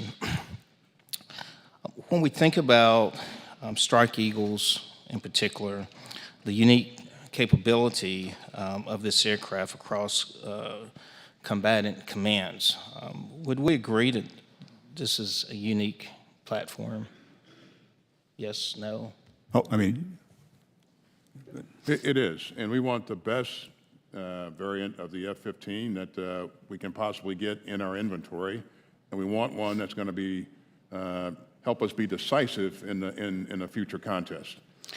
With that understanding, it would appear to me, too, that we would be concerned about maybe any gaps in delivery. And I would just be on record as sharing that concern, any gaps in delivery, and taking any steps to avoid any devastating impact when we can still uphold our national security interests. So thank you so much for being before us today. Thank you for what y'all continue to do for the American people. Mr. Chair, I yield back. I thank the gentleman, Chair, and I recognize the gentlelady from Michigan, Ms. McLean. Thank you, Mr. Chair, and thank you all for being here today at this important hearing. Secretary Austin, you know, recently we passed a Ukraine aid supplemental. It was a little dicey, a little contentious, but at the end of the day, it passed. Now I think comes some of the difficult conversations, and that is accountability. Because something tells me that we'll probably ask for more in the future. So just as to try and be proactive, I would say, Section 504 states that you, as the Secretary of Defense and Secretary of State Blinken, are required to report to Congress on a concrete strategy for U.S. support to Ukraine in their war with Russia. My question is simple, and you have 45 days to do it. I believe that report is due on June 8th. Do you believe that you will have that report by June 8th? We will do everything within our power to meet the suspense, and we have discussed this issue a number of times in our briefings. So we should look forward to it on the 8th? Sure. Oh, okay. Confident on that? Again, we're going to do everything possible to make the suspense. I'm not sure what that means. Are we hedging our bets, or does the deadline matter and we'll have it to us on June 8th? That means yes, we're going to, Okay. we have a suspense to meet, we're going to try to meet it. So. What do you anticipate might be some of the delays in your trying to meet it? Right now, I don't see any delays. So again, this is important. We'll make sure that you have the information that you've asked for. Thank you. Have you begun the required consultations with Secretary Blinken on the strategy? Have I conducted consultations with Secretary Blinken on strategy? We've discussed the Ukrainian the strategy for Ukraine with the National Security Council a number of times. So yes, as a part of the larger group, yes. Wonderful. Can you give this committee kind of a preview on what some of those concrete, achievable objectives are? Yeah, and we've been consistent on this throughout. Our goal for Ukraine is to be to make sure Ukraine is a democratic, independent, sovereign country with the ability to defend itself and deter aggression in the future. So, And you're confident we're on track? those are achievable goals, yes. Okay, thank you. Mr. Chairman, my constituents, have concerns about this. And I hope that you'll work with this committee and our committee to really ensure that, one, this report comes in time and it lays out an actual legitimate, measurable strategy for the aid that we've given and any continued aid going forward. I think the American people need to know that. At the end of the day, it is their tax dollars, and I also think it would be much more palatable if we had these concrete objectives met in a measurable time. So I look forward to June 8th. Thank you very much. I yield back. Chair now recognizes the gentleman from Nevada, Mr. Horsford. Thank you, Chairman Rogers, and to the ranking member, Secretary Austin, Chairman Brown. It's good to see you again, and General Brown, congratulations on a very well-deserved appointment, and I look forward to continuing our work together. Chairman Brown, this year's budget request enables the U.S. to plan, train, and exercise alongside our allies and partners worldwide.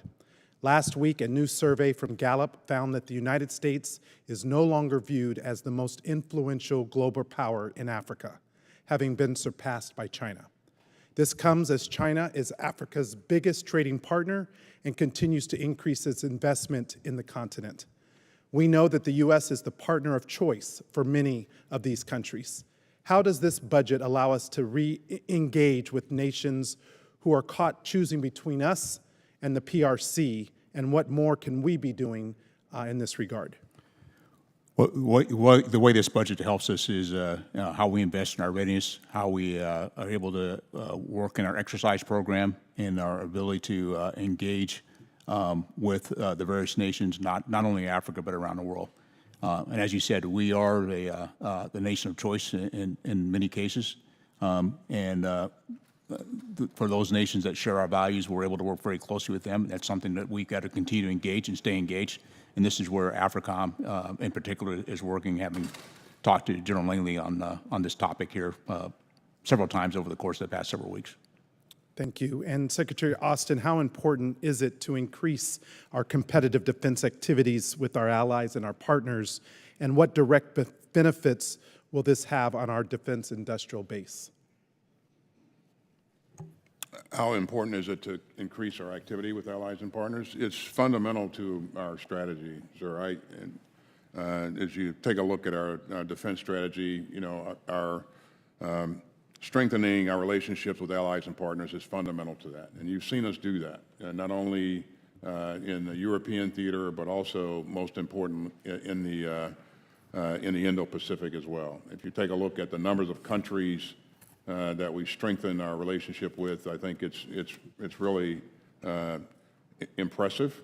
And in some cases, we've created a generational capability that I think will add significant value to deterrence going forward. AUKUS is one of those things that I'm talking about. So. Thank you.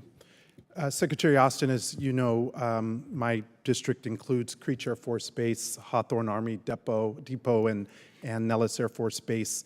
I'm happy to see that there are investments in the construction, maintenance, and cleanup of military housing and the department's commitment to resilient and healthy defense communities. But sometimes in rural communities that are often lacking basic services, including housing. So how is the department applying that commitment to rural bases in particular, like the ones in my district, to ensure that our service members and their families have the resources that they need to carry out their important missions?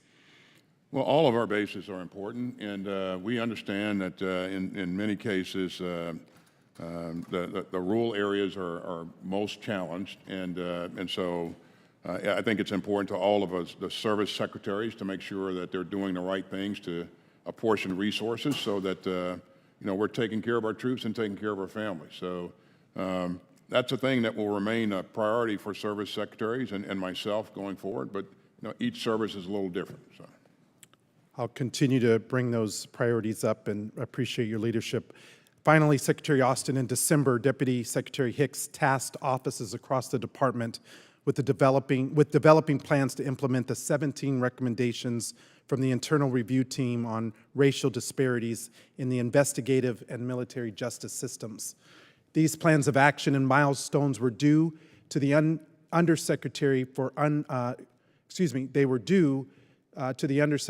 Personnel and Readiness last week. The Deputy Secretary also initiated immediate policy changes to increase service member protections. Recently, a RAND report found that black men in the Air Force junior enlisted ranks are 86% more likely than their white counterparts to face non-judicial punishment or court-martial. Secretary Austin, every day our military grows more diverse, and I believe it is critical that we support policies that ensure our forces can work as a cohesive team, and that means addressing disparities that affect our military service members, particularly those of color. So I would like to work with you on this issue and would ask that you provide an overview on the plan of action to implement the recommendation and what immediate policy changes that will be needed. Gentleman's time's service expired. member Chair now recognizes the gentleman from Texas, Mr. Fallon. Thank you, Mr. Chairman. First, I'd like to address the recent crisis in our recruiting, in our military. And it's heartening to see that the Marines have met the recruiting goals over the last 3 years and the Space Force since their inception. But unfortunately, it's not the case with the three largest branches. And Chairman Brown, I would like to discuss it with you. I mean, the Air Force missed their recruiting goal by 11% in FY23. The Navy in the last 2 years, 20% in FY23 and 36%, which is very alarming, over a third this year so far. And then the Army missed out over the last 3 years by 25%, 23%, and 16%. So clearly, this is absolutely unsustainable. And would you agree that this is this persistent recruiting shortfalls? These are have reached crisis levels, and it's an existential threat to our republic. What I will tell you, you're right. The numbers you said aren't sustainable. But as we look at the numbers for 24, almost all the services are going to meet their goal. The one service that's having probably a bit more challenges is the Navy, but they're all at 90% or above. as far as to meet the goal for recruiting for this particular year. So I do see a positive trend line based on our recruiting. You'd agree, though, General, that if this is sustained, that we're in some serious trouble. Well, what I would tell you is, Turn it around. We need to stay on the path we're on Okay. and continue the upward trend. So with specificity, what new innovative approaches are we using in recruiting to ensure that this doesn't happen? Well, part of it is we've got to be out and able to engage, and that's because of COVID, we weren't able to get into the high schools. But it's not just into the high schools, but it's how we do our marketing. It's how we engage with our local communities. It's how we engage with our influencers, whether it's coaches, parents, guidance counselors. To talk about the value of service. And I apologize because of limited time, but would you agree that if there's school systems out there that aren't allowing the military access, then they should be, we should consider withholding federal funding? Well, I'm not going to tell you how best to do it, but I think we should have access to those schools because as an all-volunteer force, and our service members help protect their rights. So when I read you and the Secretary's written statements and heard your testimony this earlier today, there were some really neat buzzwords. Most formidable fighting force in history, a strategic approach. We're going to strengthen our integrated deterrence. We're going to confront threats. We're going to fight and win. We're going to hone warfighting skills. We're going to have strategic imperatives. We're going to face rapidly evolving threats. We're going to defeat those threats. We're going to outpace our competitors and unparalleled combat capabilities across all domains. All these things that sound great. And then the best possible stewards of our hard-earned taxpayer dollars. We have to be those stewards. So I want to bring to your attention, Secretary Austin, an article that was written by the Department of Army on June 22nd, 2023, and a tweet that the DOD sent out on July 2nd of last year. And it's a tweet of a biological man who's now, I'm sure, I would imagine, being held to dress and physical fitness standards of a woman. And the quote on the tweet said, Major Rachel Jones found solace after coming out as a transgender female. Her journey from battling depression and suicidal thoughts to embracing authenticity inspires us all. So my question is, why would Major Jones have been elevated above all of the other roughly 1.4 million active duty service members and given the honor of this visible recognition and thrust out to the world as the face of the United States military on the 2nd of July of last year? Was it an act of heroism? Was valor on display? Was it a commitment to world-class fitness? That doesn't look like it. Was it a tremendous achievement or elite leadership? Or was it simply that there was a biological man who wants to be a woman and wave political flags while in uniform?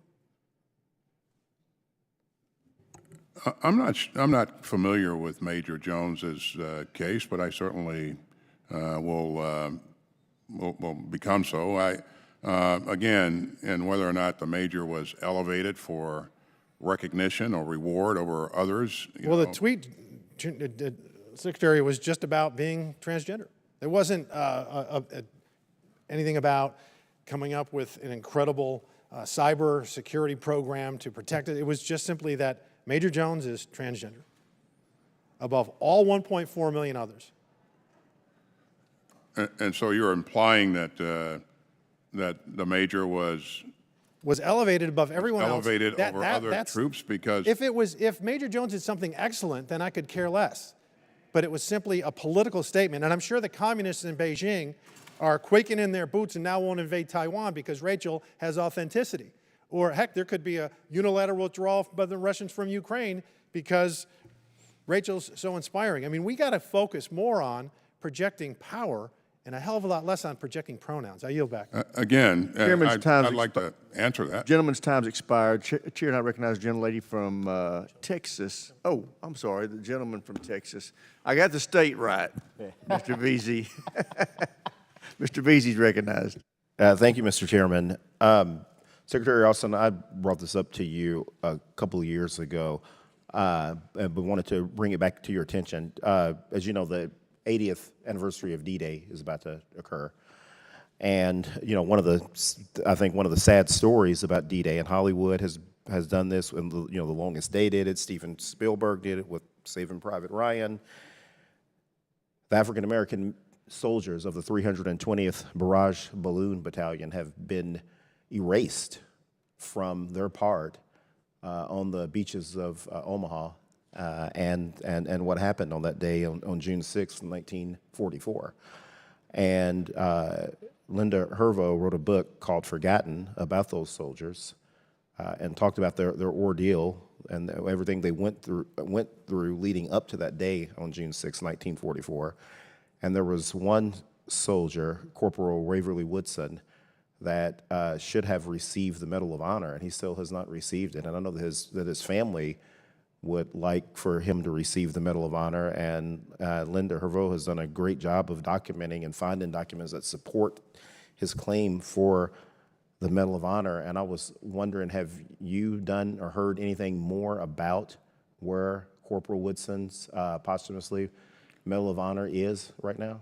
Well, first of all, let me say that our country remains grateful for the tremendous sacrifices and service of our World War II veterans.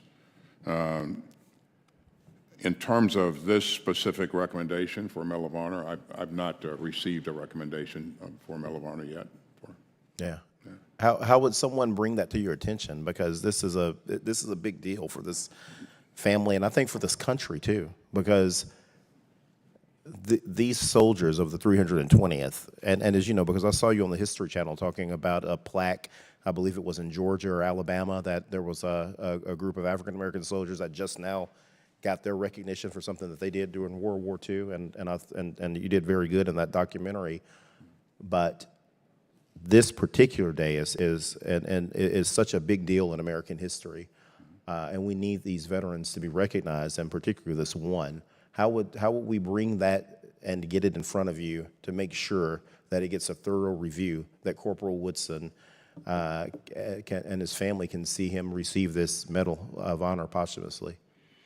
For soldiers, it would the recommendation would have to be presented to the Department of the Army, and if the Chief of Staff of the Army and the Secretary of the Army concur that this individual meets the requirements for that award, then that recommendation would come forward to me.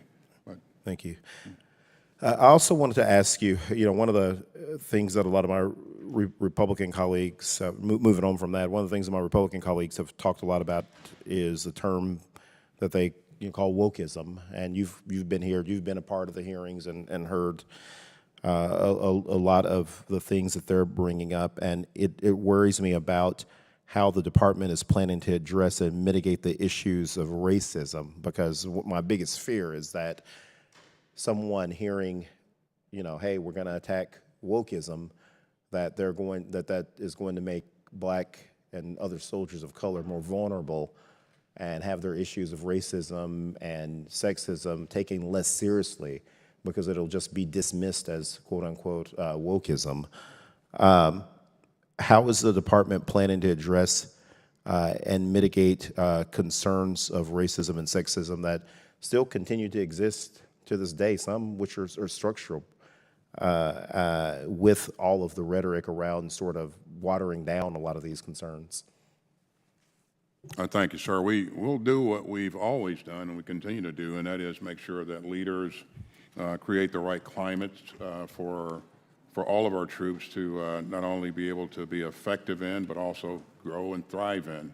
And I would remind everybody that we have the most combat credible force in the world, and we endeavor to continue to make it better.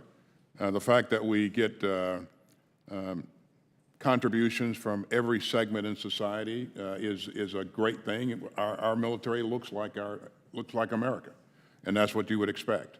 And we want to make sure that people in our force understand that if they do the work and they meet the qualifications, and they will continue to excel, continue to be promoted. Gentleman's time's expired. Chair, and I recognize the gentleman from Missouri, Mr. Alford. Thank you, Mr. Chair. The increase of $7.9 billion above the FY24 defense budget to $849.8 billion top line for a 25 defense budget represents a 0.9% increase in defense spending. Accounting for inflation, it's really a cut to the defense budget, and with that cut, I understand the department is faced with some tough choices. The effect of these cuts can be seen in the Navy's request for only one Virginia-class attack submarine and the Air Force's request for 6 fewer F-35s and 18 instead of 24 F-15EXs, among other requests for less across the DoD. I'm really concerned about the cap that we placed on defense spending as we're trying to deter two near-peer adversaries. Also want to talk a little bit about Taiwan. I just recently got back there from Taiwan, meeting with President Tsai and others. They're really concerned, as am I, about the $19 billion in the weapons backlog. I believe quite a few F-16s that need to be there by 2026, Harpoon missiles. Mr. Secretary, what are we doing to reduce this backlog? Thanks, sir. Well, you may have heard me say earlier that, 3 years ago, I stood up a task force to really look at this backlog and figure out what the obstacles are. And this, the FMS process is a complicated process that involves a lot of different moving parts. And that Tiger team is still in existence. It identified a number of things that we needed to, we could do to speed things up, and where we can, we have done those things. But my charter to them is to keep working things and keep moving this forward as fast as we can. Okay, let me interrupt you. I'm sorry, sir. I know General Bacon did ask about this previously, and I know you've got a plan, you've got somebody looking at this, but with a possible invasion at 2027, and I know some generals have said that, and Xi Jinping is reducing his timeline. He's gone from 2035. He is ramping up aggression and coercion economically and socially. They are crossing the line in the Taiwan Straits every day now, not just once a month. But this is picking up. The storm is coming. What are we going to do to help Taiwan prepare for a proper defense against the communist powers of China? In accordance with the Taiwan Relations Act, we will continue to provide Taiwan assistance to defend it, to help defend itself, and we've been doing that over time. We remain focused on their needs and getting security assistance to them as quickly as we possibly can. And again, some of this involves industry, as you know, right? And it's easy to say I can spin the dial and force industry to produce something quicker. Not always that easy. But we are committed to working with industry to make sure that we're doing everything that we can to move as rapidly as possible. When we recognize that there are challenges that a number of countries can present, I personally don't see a conflict with China being imminent or inevitable. But again, we have to be prepared, and we got to make sure that if something like that happens, we are dominant in the battle space. And that's our goal, and that's what we're working towards every day. Well, I agree with you, sir. I think the best, of course, you're much more of an expert than I, but we've got to help in the deterrence and not let this get to a point where there is kinetic conflict. I want to skip back to Ukraine just a little bit, because I know that you said, I forgot your exact quote about kind of defining what victory looks like, that they end up with a democracy and a sovereign nation.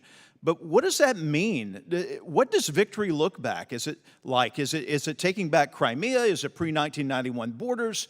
We have got no clear definition of what the end game is. How much are we in this for our taxpayers? How long will this last? And it's really hard to sell continuing supplemental packages to the folks back home in the Missouri's 4th Congressional District when we get no clear definition. Well, again, we do want to see Ukraine as a democracy that's independent and a sovereign nation, and again, with the ability to defend itself and deter aggression in the future. And we are doing things to help them build that capability. I'm sorry, we're out of time. I appreciate your answer, but it does not answer the question of what does victory look like. America deserves Gentleman's that time's answer. expired. Chair, and I recognize the gentleman from California, Mr. Panetta. Thank you, Mr. Chairman. Thank you to the three gentlemen who are here for so long and testifying. I appreciate your being here today. Secretary Austin, I want to thank you for your focus on naval innovation. On one hand, we've demonstrated how investing early in innovative technology enables us to deter advanced threats through our successful operations in the Red Sea. On the other hand, though, Ukraine can demonstrate our lack of flexibility in being able to support rapid innovation. This is why I believe, and I hope you believe, why we need naval-focused innovation, especially at a center that offers efficient, effective, and economical solutions for both today's battles and tomorrow's conflicts. Innovation is deterrence, and I'm glad to be working with Navy Secretary Del Toro on the Naval Innovation Center at the Naval Postgraduate School in Monterey, California, of course, in the 19th Congressional District. This center will leverage the private sector and DoD innovation hubs by merging them with the MPS's students to address strategic competition and irregular warfare in a collaborative and classified setting. I look forward to working together on the NIC with you in coming years to provide innovative solutions quickly and at scale. Now, moving on, but keeping focus on providing solutions at speed, I'm concerned about the recent developments in the Sahel, a region that I've termed, and I've heard termed before, as the déjà coups. Understandably, considering there's been 8 military takeovers since 2020 in basically an area that really is a hotbed of terrorism. It is becoming a danger to the United States.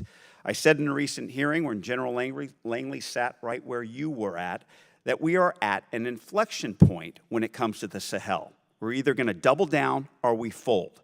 Right now, it looks like we're going to be folding, but we're at a standstill. And we're trying to figure out how we can play that next hand, understandably so. We saw in Niger that we're drafting plans to withdraw about 1,000 U.S. troops after failed attempts to revise our military agreements. It's not just a trend of Niger's military junta kicking out U.S. partners, including France and the EU. Now we're seeing about 100 Russia soldiers sweeping in for security training, and then there's just recent reports about this anti-aircraft device that they're bringing in as well. The situation in Chad looks just as bad. As we heard on April 25th, we received notice that the Pentagon would withdraw about 75 Army Special Forces. Like Niger, Mali, Burkina Faso, there are reports that Russia is growing its foothold in Chad as well. What we're seeing in this area is a trend. Pushas take control. They oust Western security partners, they invite Russians in, and there's a resurgence of VEOs and terrorist attacks. It literally is becoming one of the most dangerous stretches of territory in the world.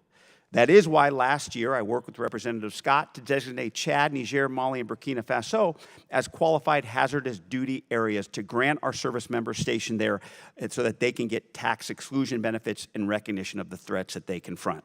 We want to be clear that the threats in West Africa, in the Sahel, pose a risk to U.S. service members and, yes, to the United States of America. So, Secretary Austin, can you tell us what our strategy is, what our plan is?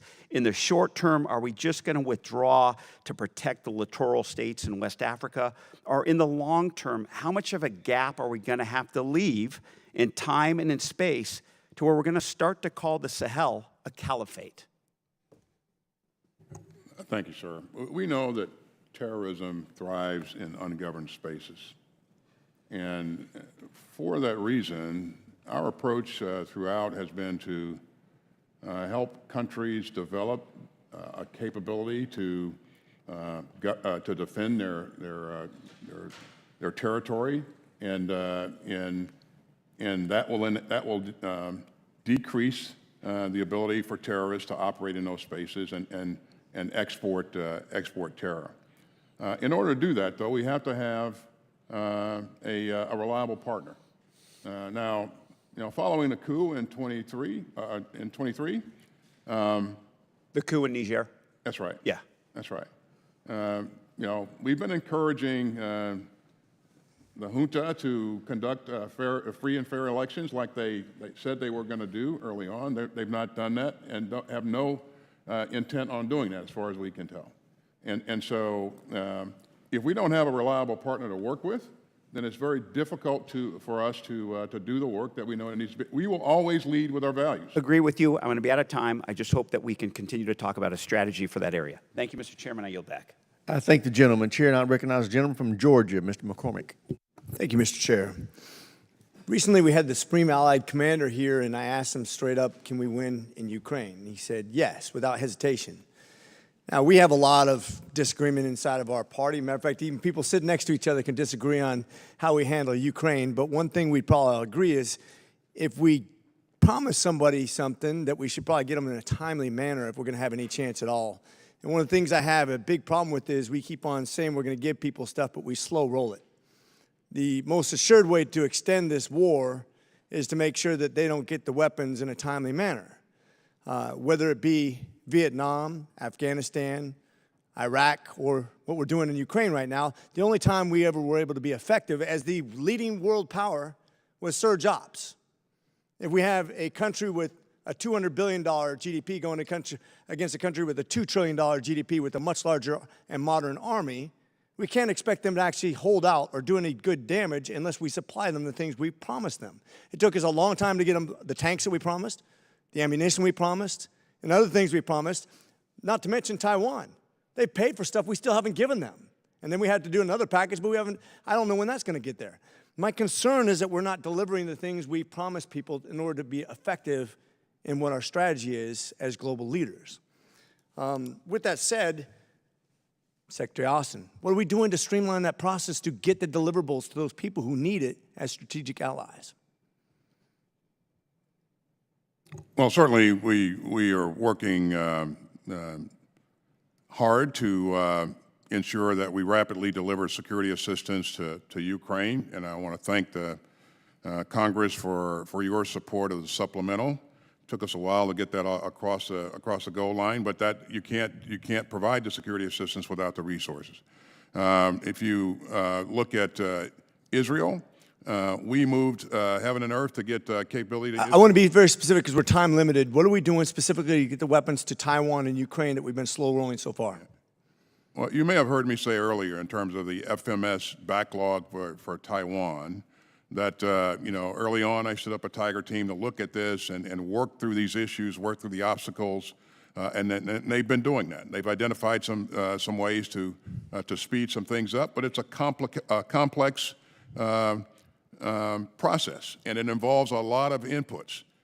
Industry is a big player in this, and as much as we may want it, unless industry can produce it in a timely fashion, you can't get it. So, and I know that's all obvious to you, but we will remain focused on this, and it's important to all of us that we get Taiwan what it's asked for and what it's paid for, so that they can defend themselves. Okay, I've heard you talking about Israel, and I've heard you talk about Taiwan, specifically in Ukraine. You're talking about a country who right now is losing grounds, who's being outshelled 10-1. We've seen this coming. It's not like it's a surprise. Like we haven't been at war now for a couple of years.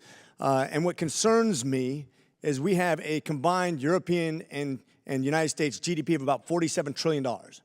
We're going against a country that has a GDP of $2 trillion, and yet we're getting outgunned 10-1.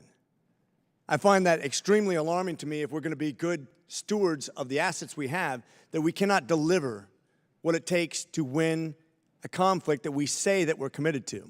Whether we agree on that or not, the worst possible scenario is happening right now. 2 years. 2 years, we've seen this coming.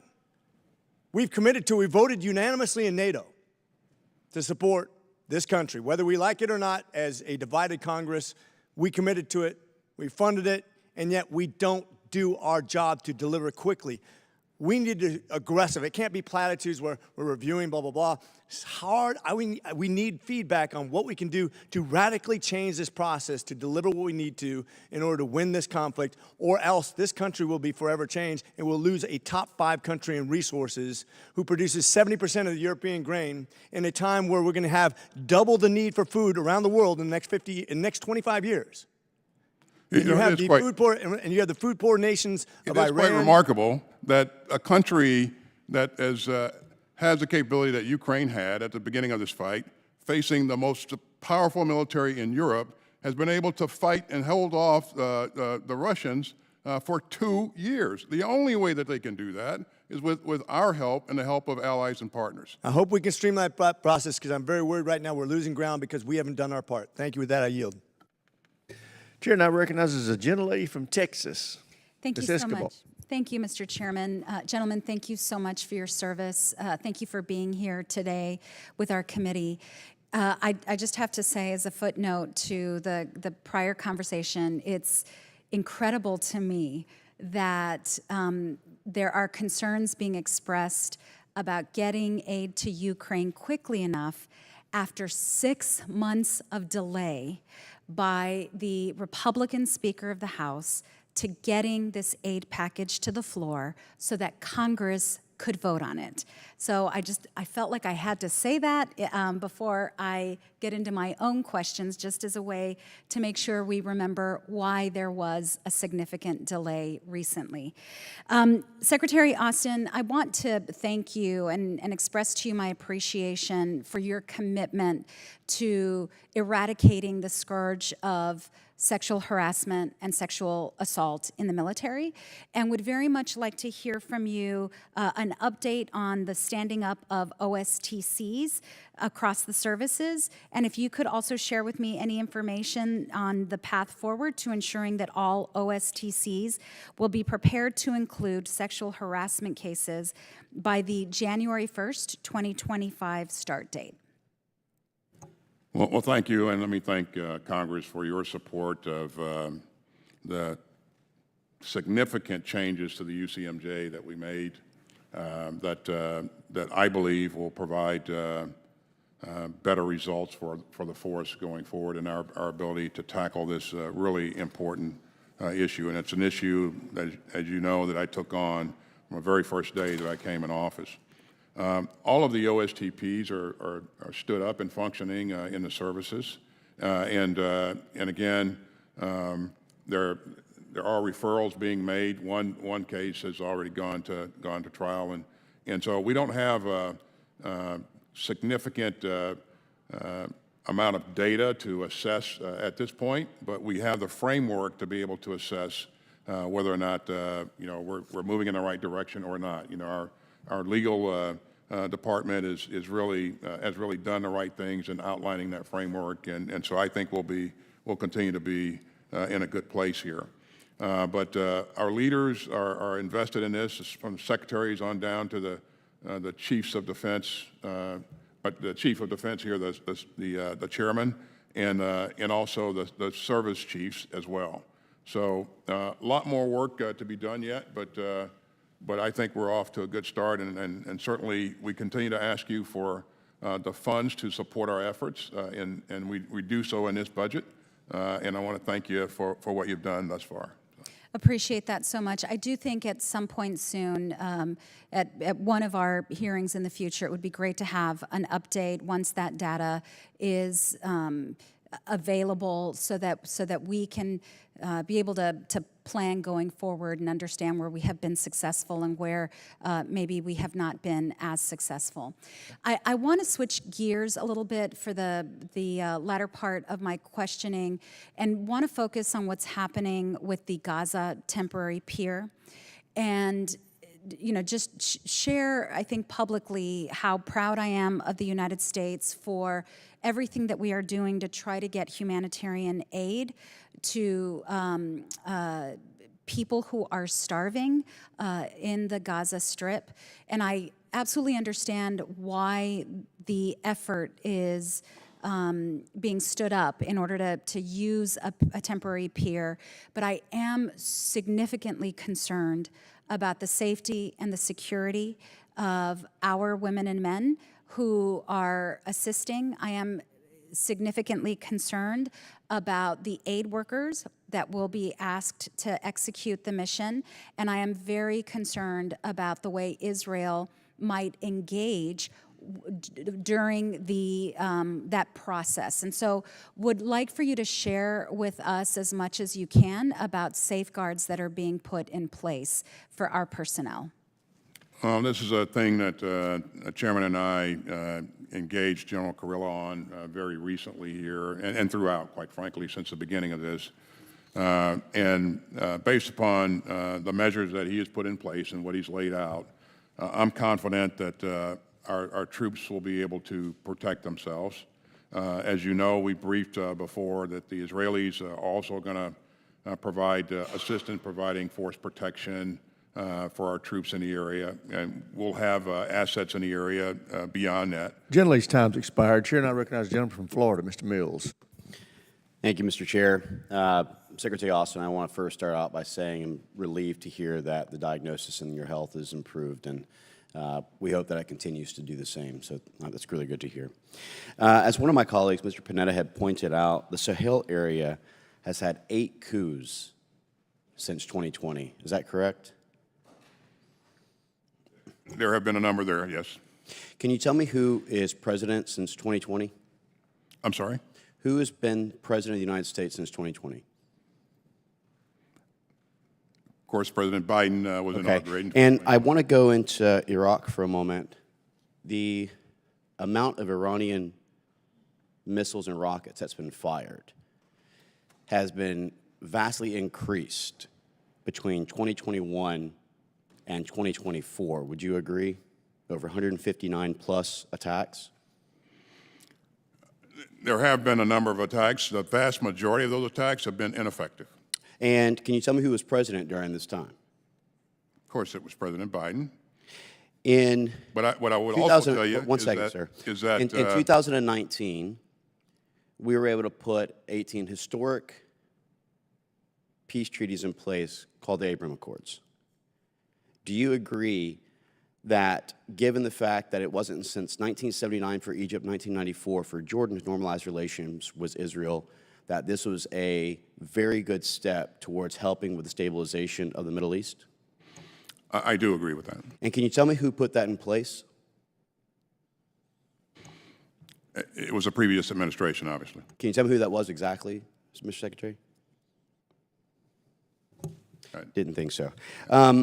And under the attacks that took place on October 7th of 2023 that resulted in over 1,200 innocent men, women, and children being slaughtered, being raped, being taken hostage, etc.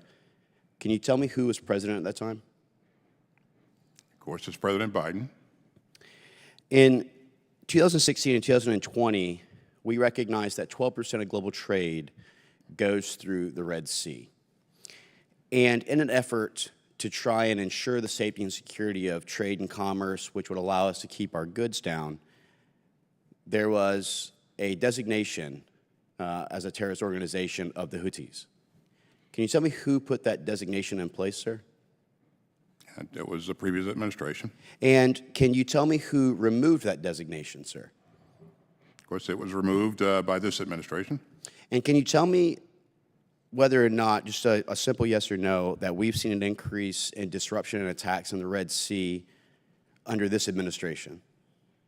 We have seen increased violence. Thank you so much, sir.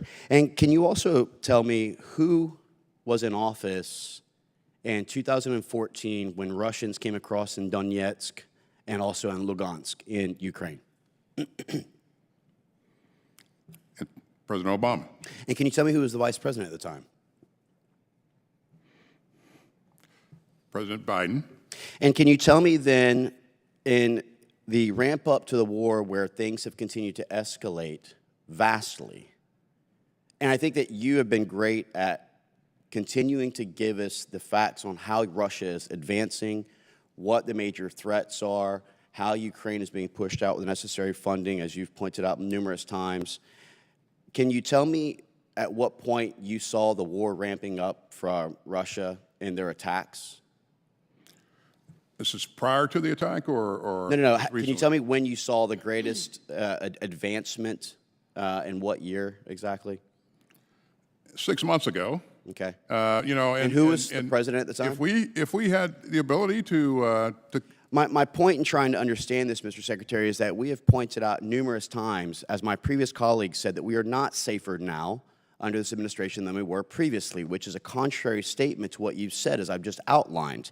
And not to mention the fact that your predecessors, let's just say in the Democrat administration, Secretary Robert Gates, he also made a comment that said, I think he has been wrong on nearly every major foreign policy and national security issue over the past 4 decades.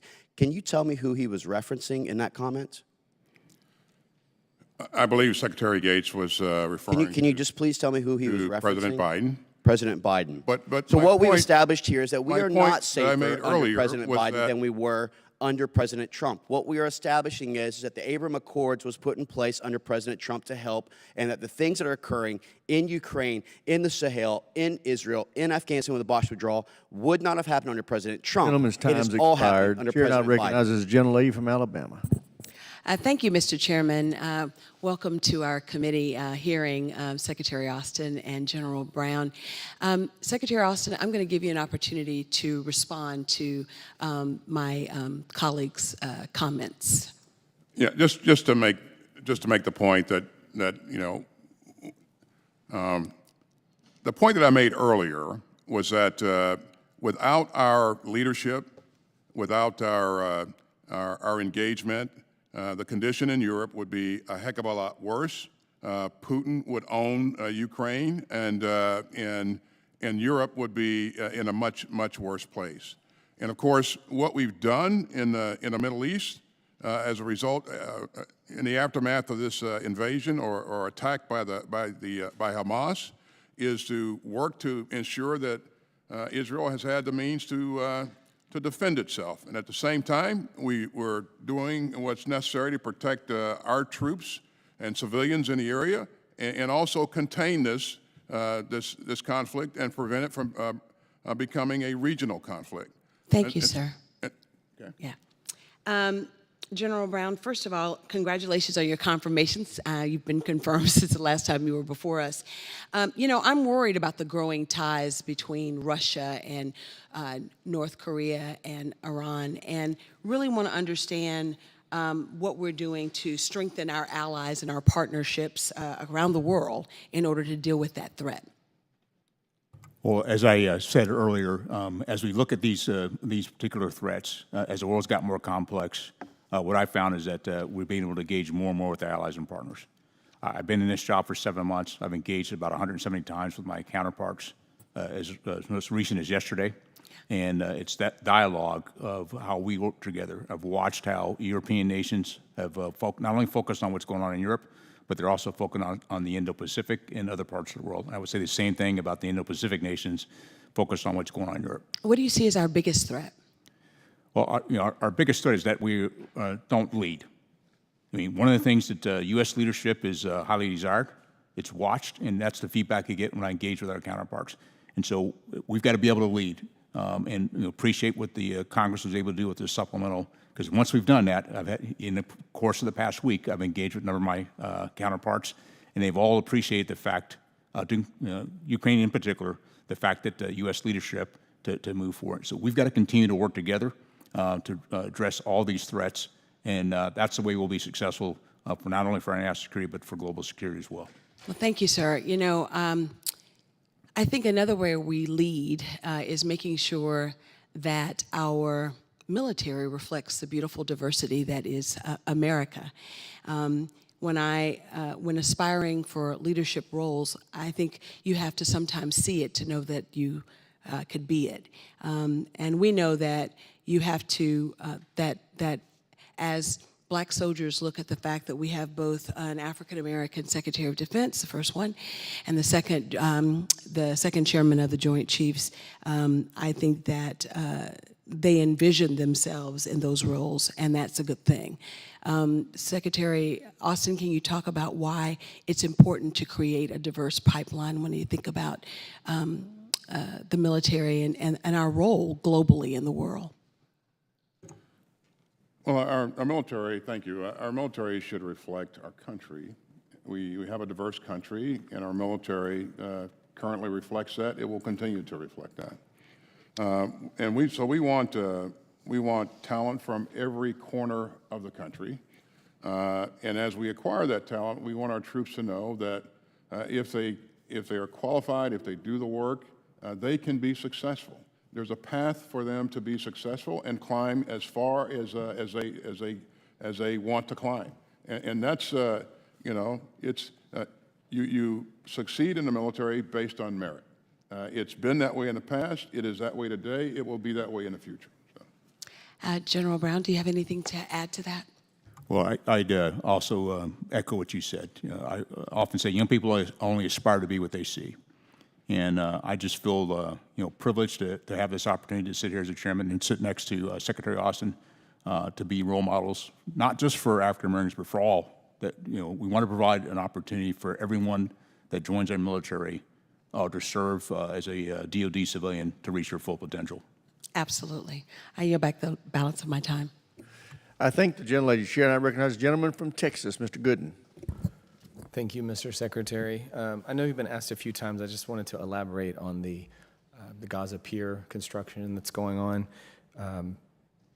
So if we had U.S. service members that were attacked, is there a procedure in place? Do the Israelis respond first, or are we going to defend ourselves first? Has that been discussed that you could share? Well, it depends on where the attack came from and the nature of the attack. You know, I would continue to highlight that our troops always have the inherent right to protect themselves. And so, you know, as we've stated before, the Israelis are assisting in the in providing security near the shore, and so. And I've talked with the Minister of Defense, Israeli Minister of Defense, on this a couple of times, and he assures me that they will do everything possible to protect our troops. But we can protect ourselves. We've also talked with General Carrillo, the combatant commander, and he outlined in detail all of the additional measures he's putting in place to ensure that we protect our troops. And I am comfortable with what he's outlined. And again, you can't. I mean, there are a number of things that can happen, but no matter what happens, I think we'll be in the best position to take care of our troops and defend ourselves. This is really important to me and the chairman. So. And would you agree then that we're still moving toward that goal that the president stated in the State of the Union, that we would not have boots on the ground there? We will have no American troops on the ground in Gaza. Right. Thank you. Continuing with that region and Gaza, et cetera, would you have any comment on the role that the Qataris have played? It's my view that they've been pretty helpful through this process, and our air base there in Qatar is essential to our operations in the Middle East. The Qataris have been very helpful, and they are, to this day as we speak, they are instrumental in trying to negotiate an agreement that calls for ceasefire, return of hostages, and so they've been enormously helpful there. And you're right, we have a significant capability there in Qatar in terms of the air base that we have there, and they've been really generous in providing access to us and resources for us. And General Brown and I have both served there in formal lives, and again. They've been great partners, and I think they'll continue to be going forward. Thank you. That was my impression. I was happy to hear you reiterate it. Thank you, and I yield back. Gentleman yields back. And with that, I believe all the members have been accommodated, and I appreciate your patience and presence. And Undersecretary McCord, you had a good day. I appreciate you very much. Does the ranking member have any closing statements? If not, apparently not. We are adjourned.